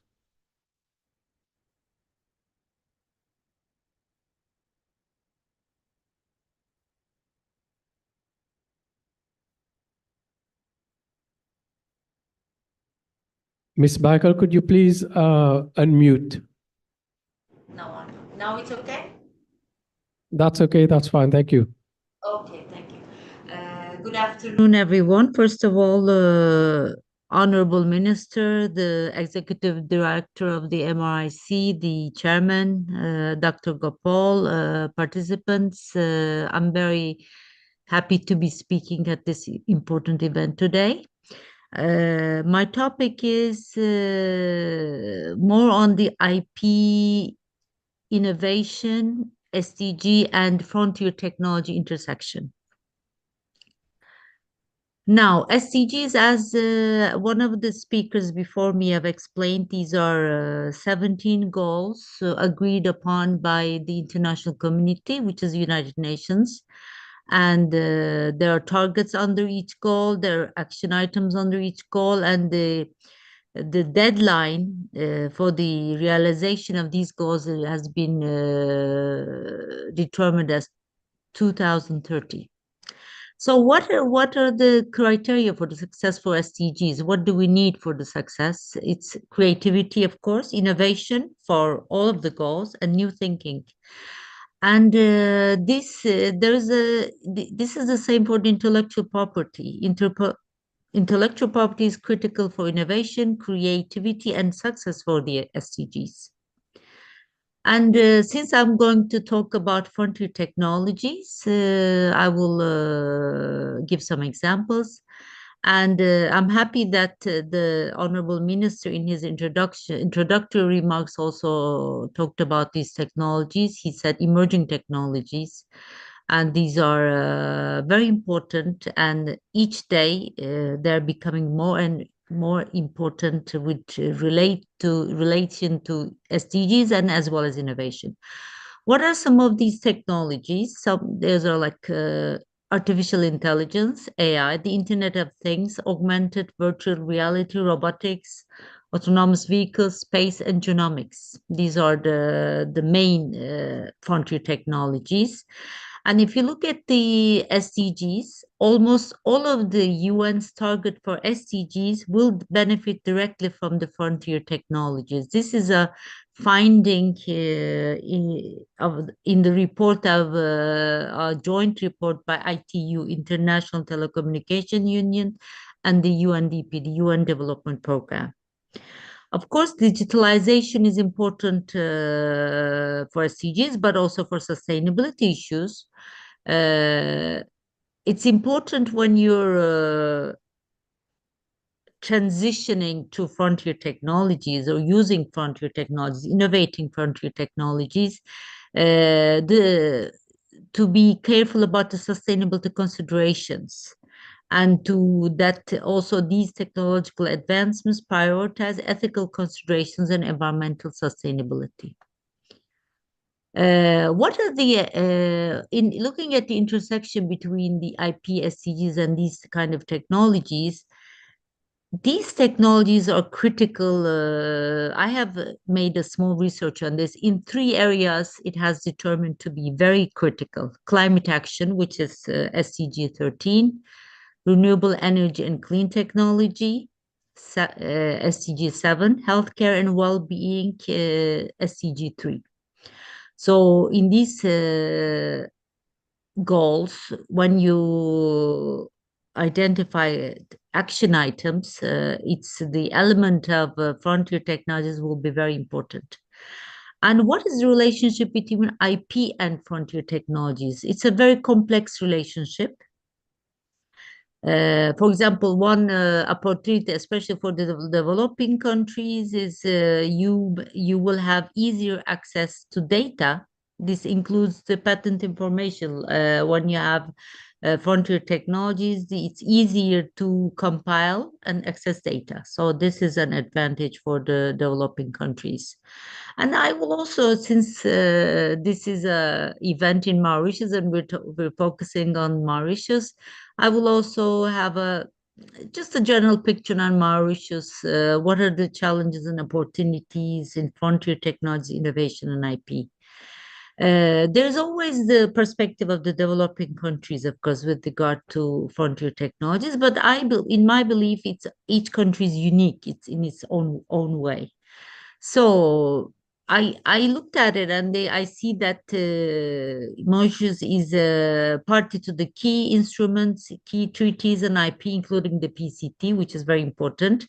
And it has a national legislation with a quite wide coverage, and it is a competitive economy in East Africa. And it's also a member of WIPO and ARIPO, which is the African Organization for Intellectual Property Issues. I also looked at the WIPO Global Innovation Report. I think Dr. Raghu has touched on this shortly. I looked at the positive elements for Mauritius in looking at the report in 2023. It's if you look at it for innovation, institutional and regulatory environment are strengths for Mauritius, which is good. I mean, for a developing country, that's very important. But this has to be followed up by output, by patents. So there is a little gap. Mauritius is, everybody knows, a biodiverse country. It's a country home to endemic species. And if you look at the frontier technologies, these are very important. I think some countries, and India has done it very successful. I'm sure the speakers from India are more knowledgeable on this issue than myself, but they have collected their traditional knowledge, like the traditional medicine.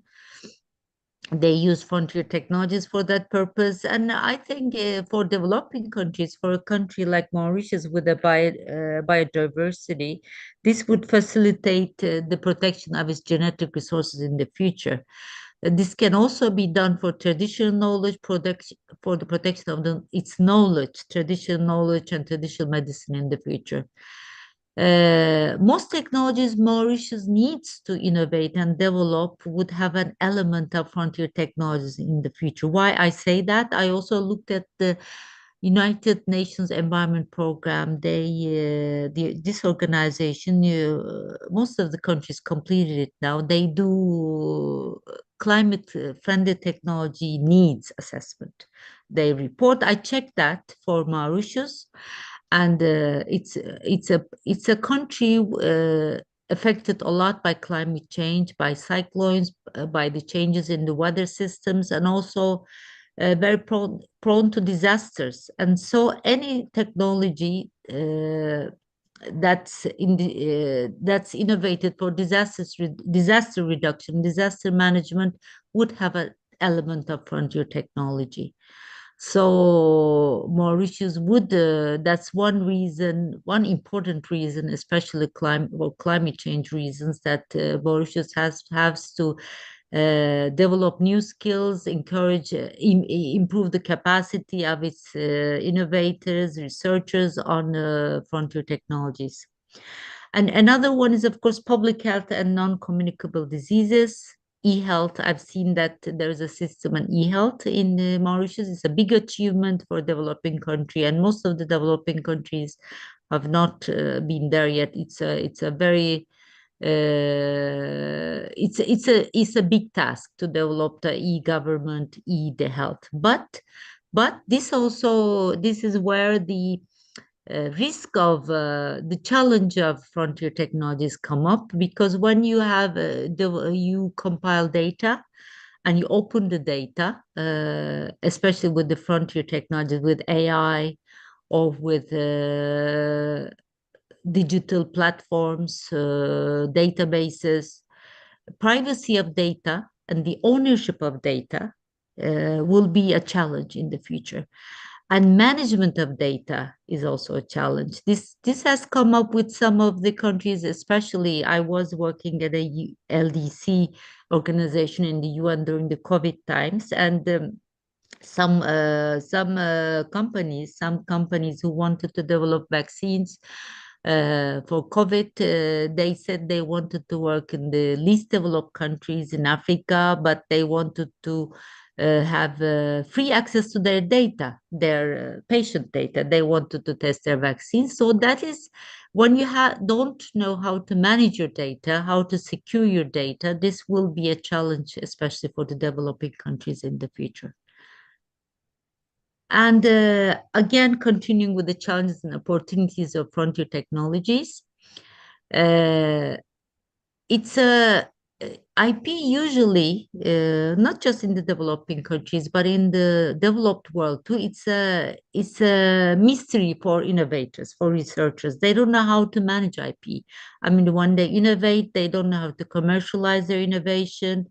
Patent drafting is complex, and they don't know who to go. I mean, of course, it's for patent protection, they go to their national IP offices, but still it's some demystification is needed, and awareness and capacity building in IP issues for the innovators in Mauritius as well as other developing countries.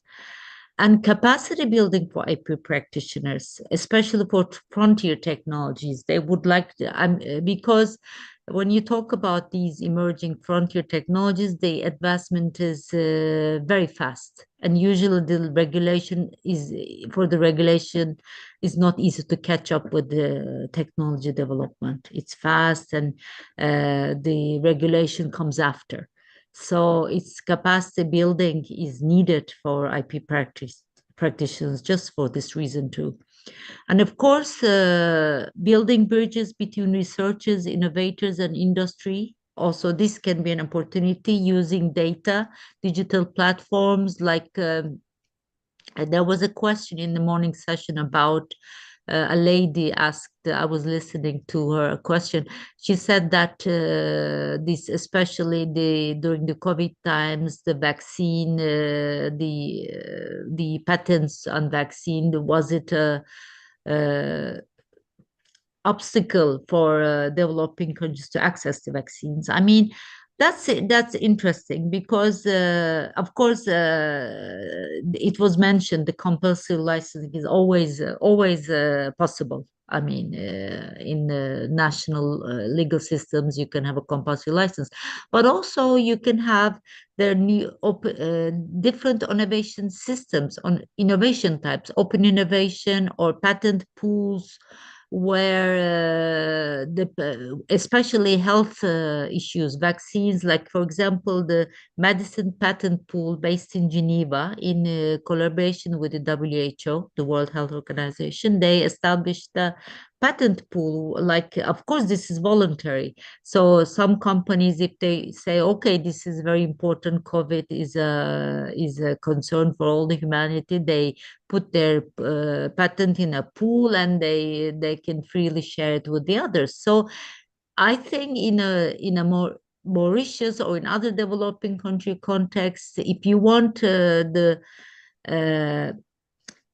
innovators, researchers to benefit from the other innovations, of course, on a voluntary basis, you can have platforms for that, like open innovation, where you get the inputs from external innovators for your innovations, which is a rather open, I mean, not a closed innovation system. So this is also a possibility.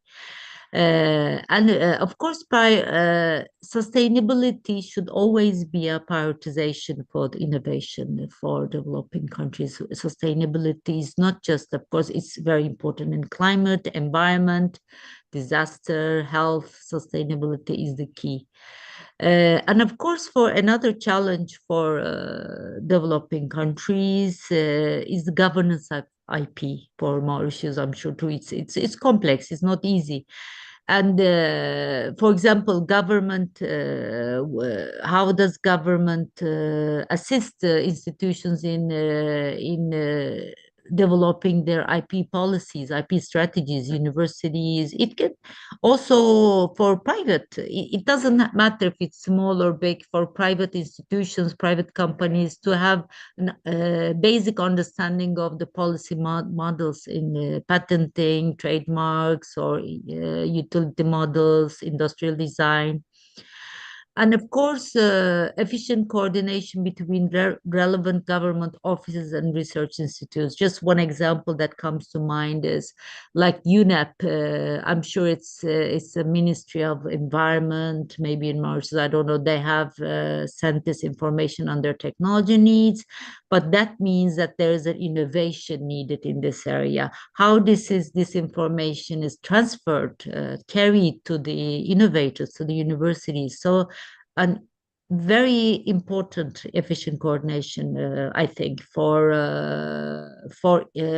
boosting innovation in these countries. And I will also talk about some specific challenges and frontier technologies.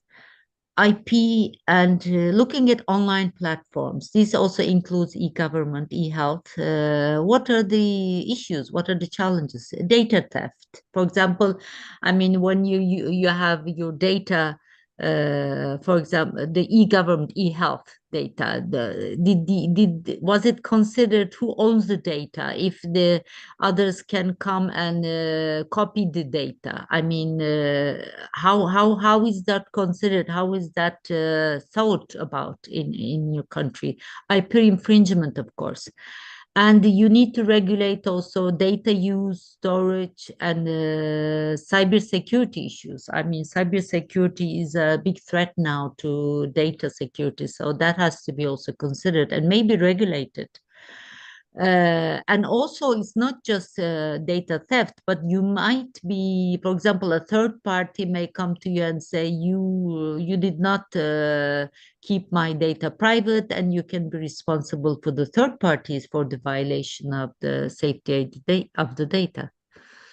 And digital transformation, of course, I mean, I think all the world is in a transformation now. It's not just the developing world, but digital transformation is very important, and UN, for the UN side, for the United Nations, is also a priority. I think there's a special report of the UN Secretary General for that purpose. So companies should, as much as possible, try to have online experiences. This is very important. It's they should try to have like even a basic website, or they try to. This also makes the international collaboration much easier. Also, of course, this digital transformation, also some issues, IP issues come up, like a licensing strategy and an IP protection strategy. Like one gentleman also asked, how do I know my application is kept secret? I mean, it's this. Of course, there's a confidentiality agreement. You can also have a trade secret. but there should be some awareness built on that, especially with the challenge of the frontier emerging technologies, which makes it much easier to access data. It becomes more important to keep your innovation private and as a secret sometimes. You don't have to put everything in a patent, so you can keep some of the key information as a trade secret. And of course, AI, it's everywhere. I mean, AI is used. I mean, it's part of like Google and others, they all have these AI systems. This is one issue is copyright ownership for AI generated content or work. It's not easy to regulate this. It's not easy to develop rules because, for example, I'll give you an example. AI paints a picture. I mean, is it the owner is the one who wrote the AI program, the code? Is it the owner of the robot? You know, it's complex. So that kind of challenge will always come up. So, and companies without intentional or unintentional may be victims of copyright and patent infringement in this case. And especially with open source software, risk arises when the license is used outside the scope of permission granted by the license terms. So that's also a risk, especially when many people, millions are accessing data. And some of the conclusions, IP is essential for digital economic growth and development. Without, even for the vaccines, without the incentive of IP, companies would not be willing to put big investment, big money in research and, innovation. That's clear. But if you want to develop innovations for the benefit of the society, as I said, there are different models of innovation, open innovation, patent pools, so that can be adopted. Building awareness IP and related issues facilitates the protection of IP rights. I mean, protection is key, of course, if you don't, because you want to profit from your innovation. So if it's not protected by intellectual property, it's not easy to make profits unless like a non-profit buys your innovation and gives you the money. But unless that, you have to protect your innovation.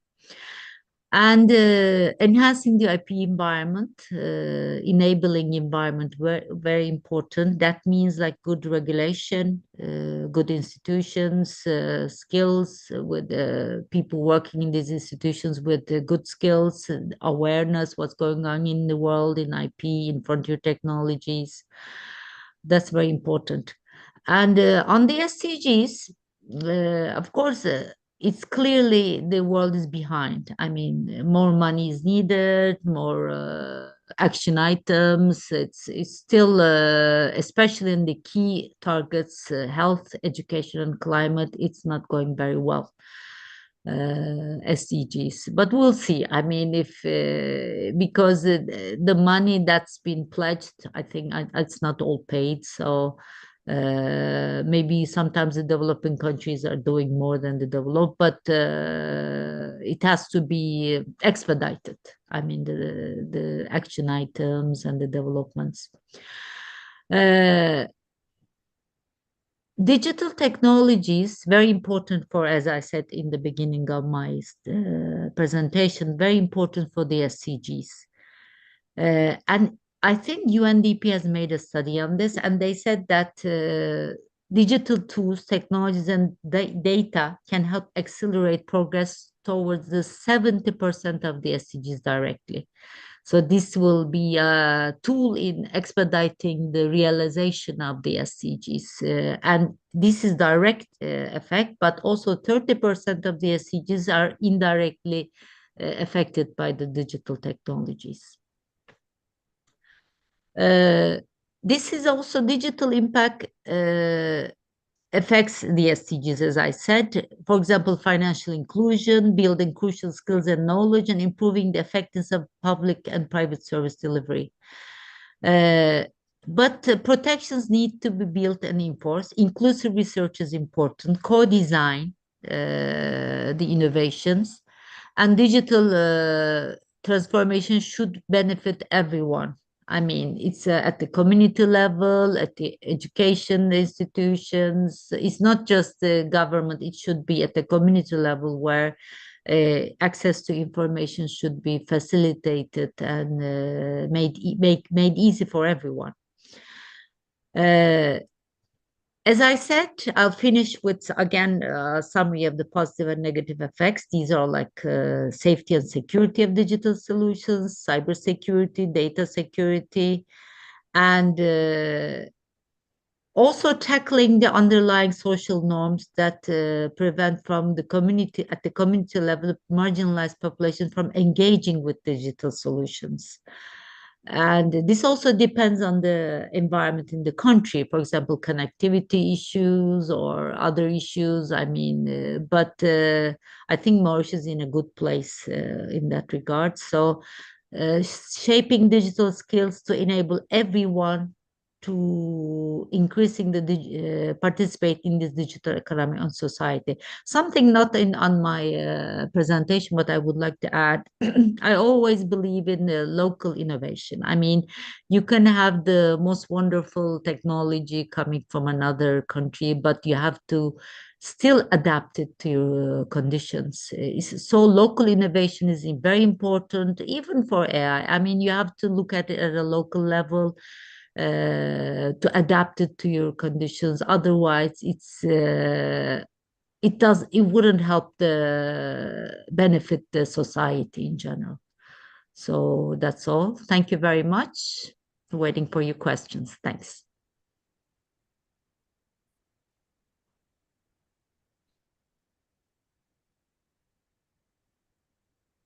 Thank you very much, Ms. Baikal, for your presentation. So now we move to the question and answer session. So we have a number of presenters who are still online. Ms. Biscay is physically here. I won't ask you to come here alone, so okay, that's fine. So are there any questions now from the floor? Please go ahead.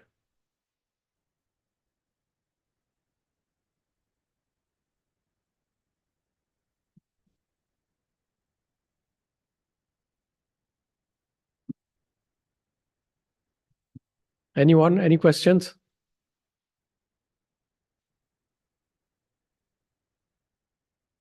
Come on, don't be shy. That's your opportunity to ask.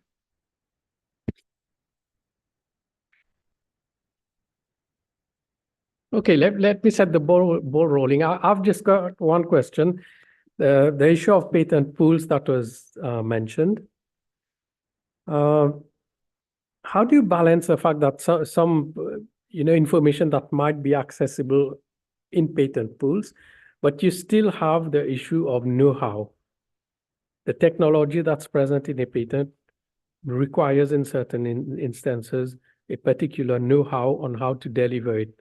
This is not necessarily information that's in the patent document. There might be a description of how the patent works, how it operates, an example, but the know-how, the precise know-how is sometimes in the hands of those who developed it.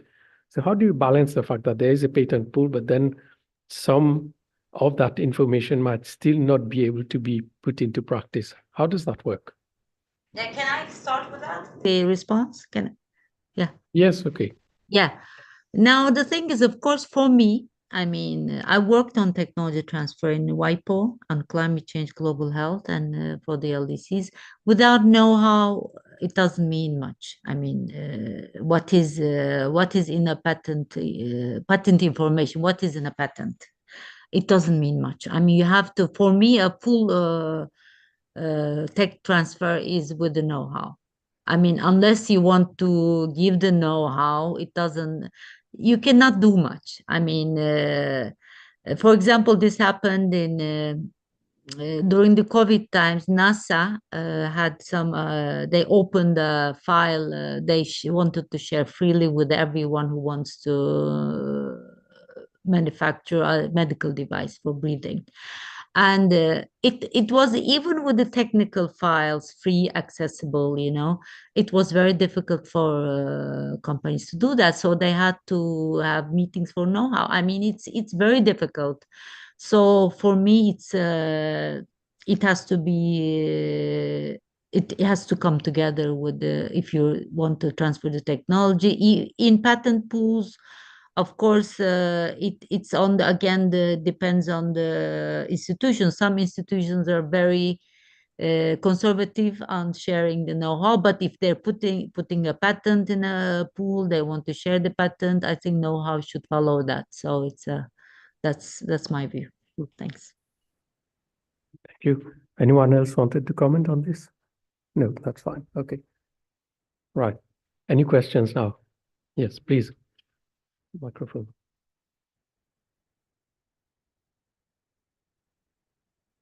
Yeah, thank you.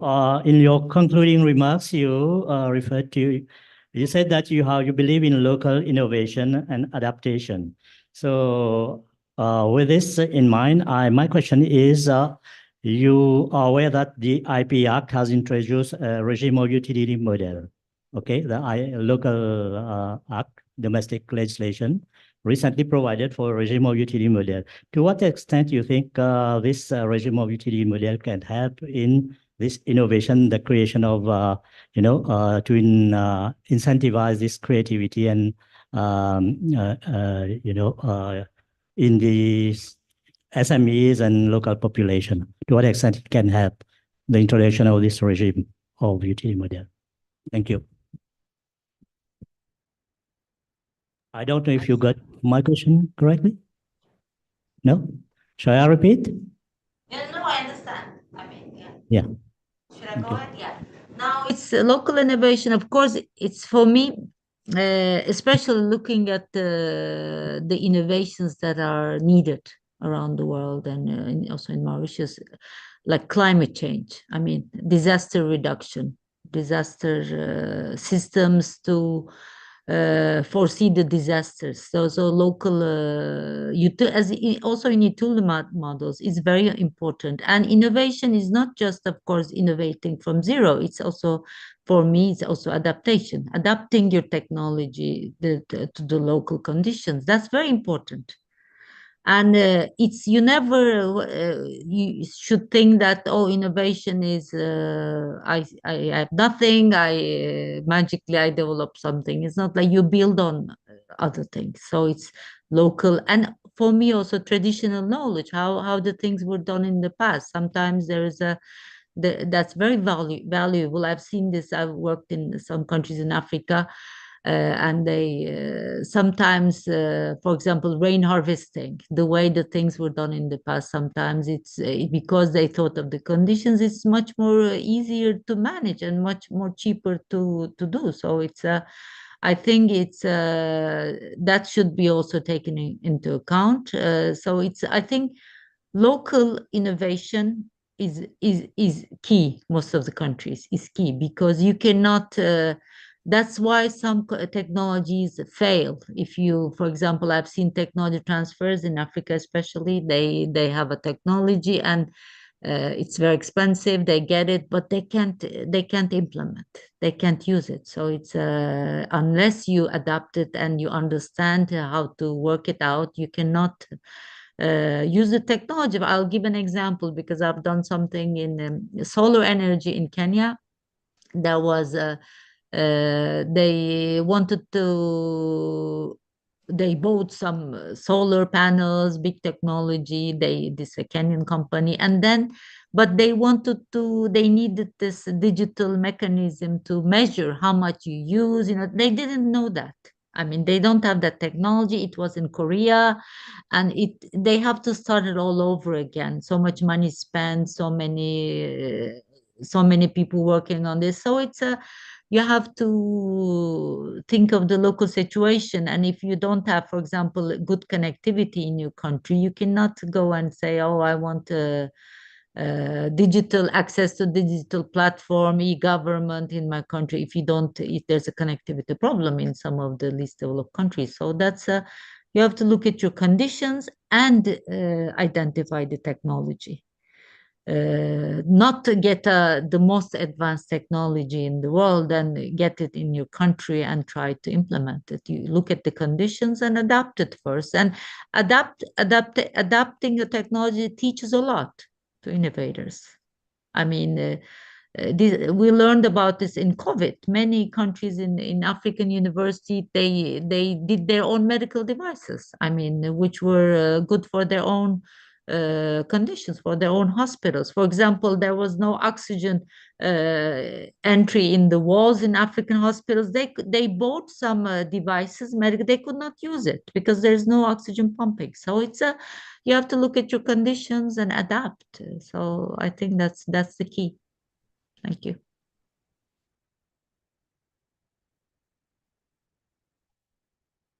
Yes. Yes, I would like to add something. I fully agree that local innovation is key, but for me, something crucial too is the next step. So the communication and to make raise awareness of the general public of the existence of the new legislation, how the scheme is working, how they can apply, because the legislation is the first step, but it will be useless if no one is submitting.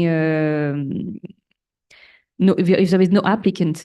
So for me, the crucial next step is how do we advertise on this? How do we make the public aware? How do we accompany the public in applying and in patenting or registering the innovation?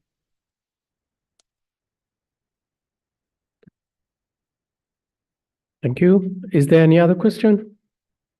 Yes, please, the gentleman.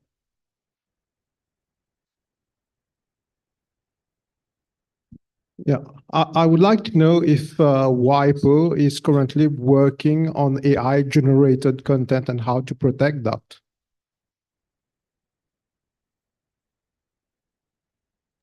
I'm not. I've left WIPO, so but I know they are discussing this. They have a forum for that. They're discussing. There is no legal, no treaty yet, no regular international document on that yet. It's very complex. WIPO is currently the most important that's being discussed is this traditional knowledge, folklore, and access to genetic resources. They're discussing that. That's also very important, but. AI is there's a forum they're discussing, but maybe in some in long term they might want to have some kind of understanding between the member states, but it's not easy for me. I think it's not legally regulating AI issues. It's very complex. It's complex.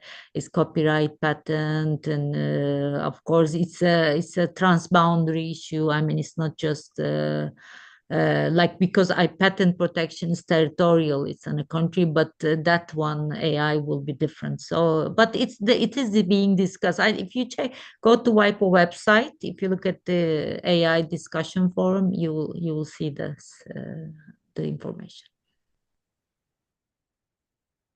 Okay, thank you. Thank you. Any other question? Anyone? Okay, I just have a quick question, actually following a little bit about what was just asked. We talk a lot about AI, we talk a lot about digital development. Filing for a patent takes time. I think Ms. Sharma mentioned there's a period of 1.5 to 2 years now that's been set in India. Maybe in other countries it takes similar or more time. What's the best approach for those who are, let us say, young entrepreneur innovators who are moving in the digital arena, developing apps, developing other digital solutions? What's the best approach for protection? Is it patents or are there other modes?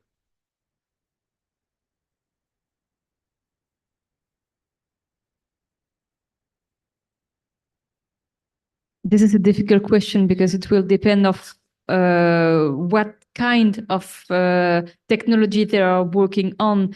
if they just use AA combined with something existing, is it something new which can be protected under patent? Not sure. Copyright for sure will work. So I think this is the most effective and universal way to protect it after trademark, but patent is more of something industrial, but it can be of use depending on the technology they are developing.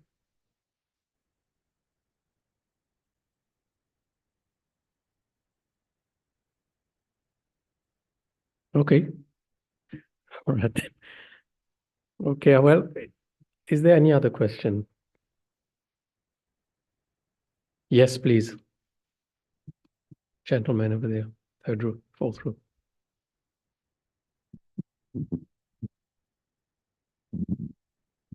Just a comment. At the level of the Higher Education Commission, we have a platform for the VC and DGs meeting. I think at that level, we can raise that questions of patenting to encourage the university to engage in moving to the next step, as mentioned this morning by Dr. Sukon, where we have stopped at publication. We have to think of one step further. So maybe we can help in that area as well to facilitate that step by having discussion with all the universities, public and private, to move towards patenting to encourage them. Since now we know that the MRICs also have providing support, so it would be good to communicate effectively to all the universities to move toward that step for patenting. That's a comment. Thank you. Great. Thank you.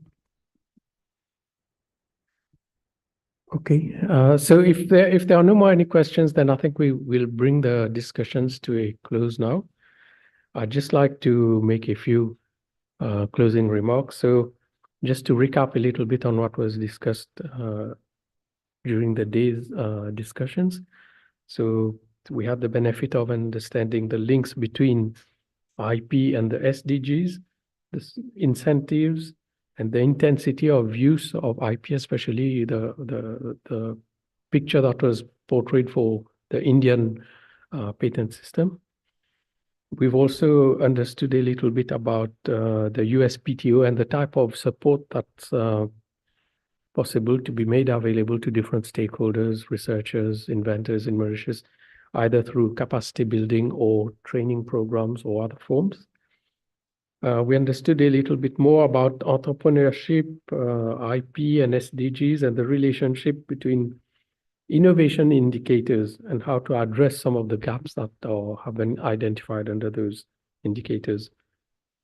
We also had the benefit of learning a little bit about the IP framework for Mauritius, especially the changes that have occurred since the IP 2019 Act was brought into place, and also with the accession of country of Mauritius to the Patent Cooperation Treaty and the possibilities that this allows.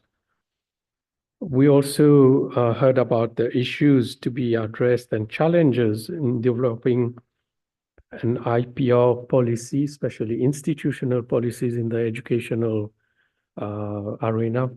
The example for University of Mauritius was given, but I guess the same approach, same principles, same challenges would be applicable to other teaching and training institutions in Mauritius.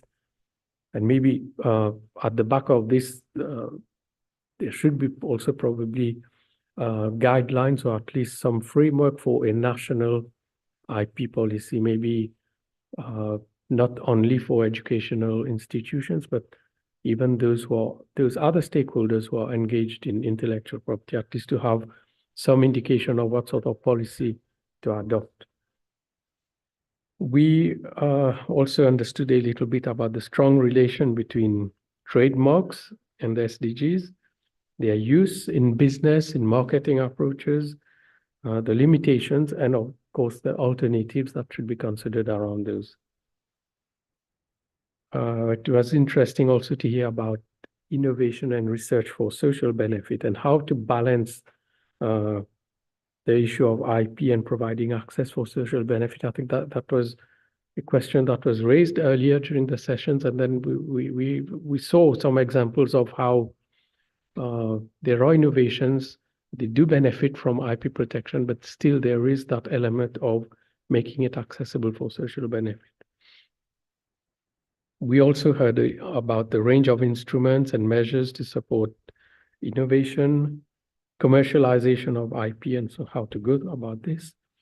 And in the last presentation, we heard about intersection between frontier technologies and SDGs, the challenges and opportunities, the case of a little bit about what Mauritius should be considering in that area, not only in terms of biodiversity, traditional knowledge, but also looking at the impact that IP would have on the SDGs.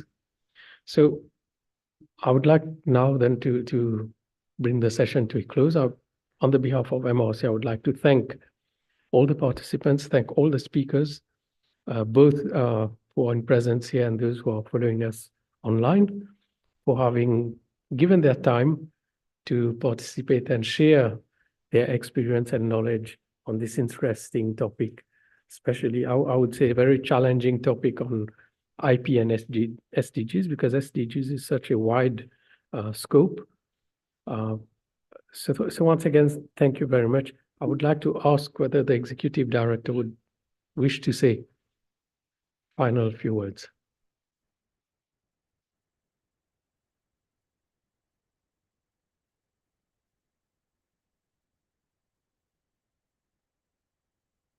Well, I think Nitin summarized well the whole day today, how it went, and indeed, I would like to put on record the commendable work achieved by Nitin and his team to put this event together and to bring in our lineup of speakers who are very effective.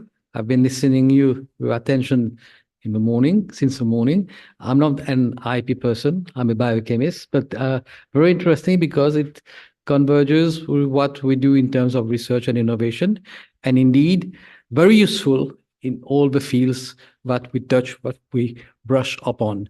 So I would like to thank, indeed, again, reiterate my thanks to the international speakers, the local speakers, those who were online as well, and who with dedication and passion shared their views, shared their insights, and also the attendance here, large attendance on a Friday afternoon. Well, nice seeing you.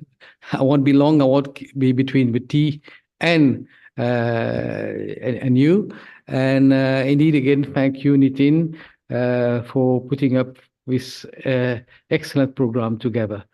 Just to highlight as well that the MRIC is, I think, a very versatile organization where we touch on various fields in little time. Some 2 or 3 weeks back, we had our SDG conference, workshop on non-communicable diseases led by Dr. Madhu.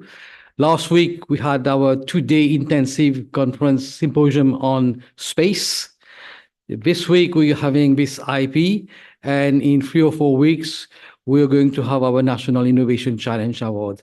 So a lot of work ahead. This is the essence of the MRIC, and I would like to commend not only Nitin and his team, but also all the staff sitting right back here who have been instrumental in organizing this workshop. So thank you very much.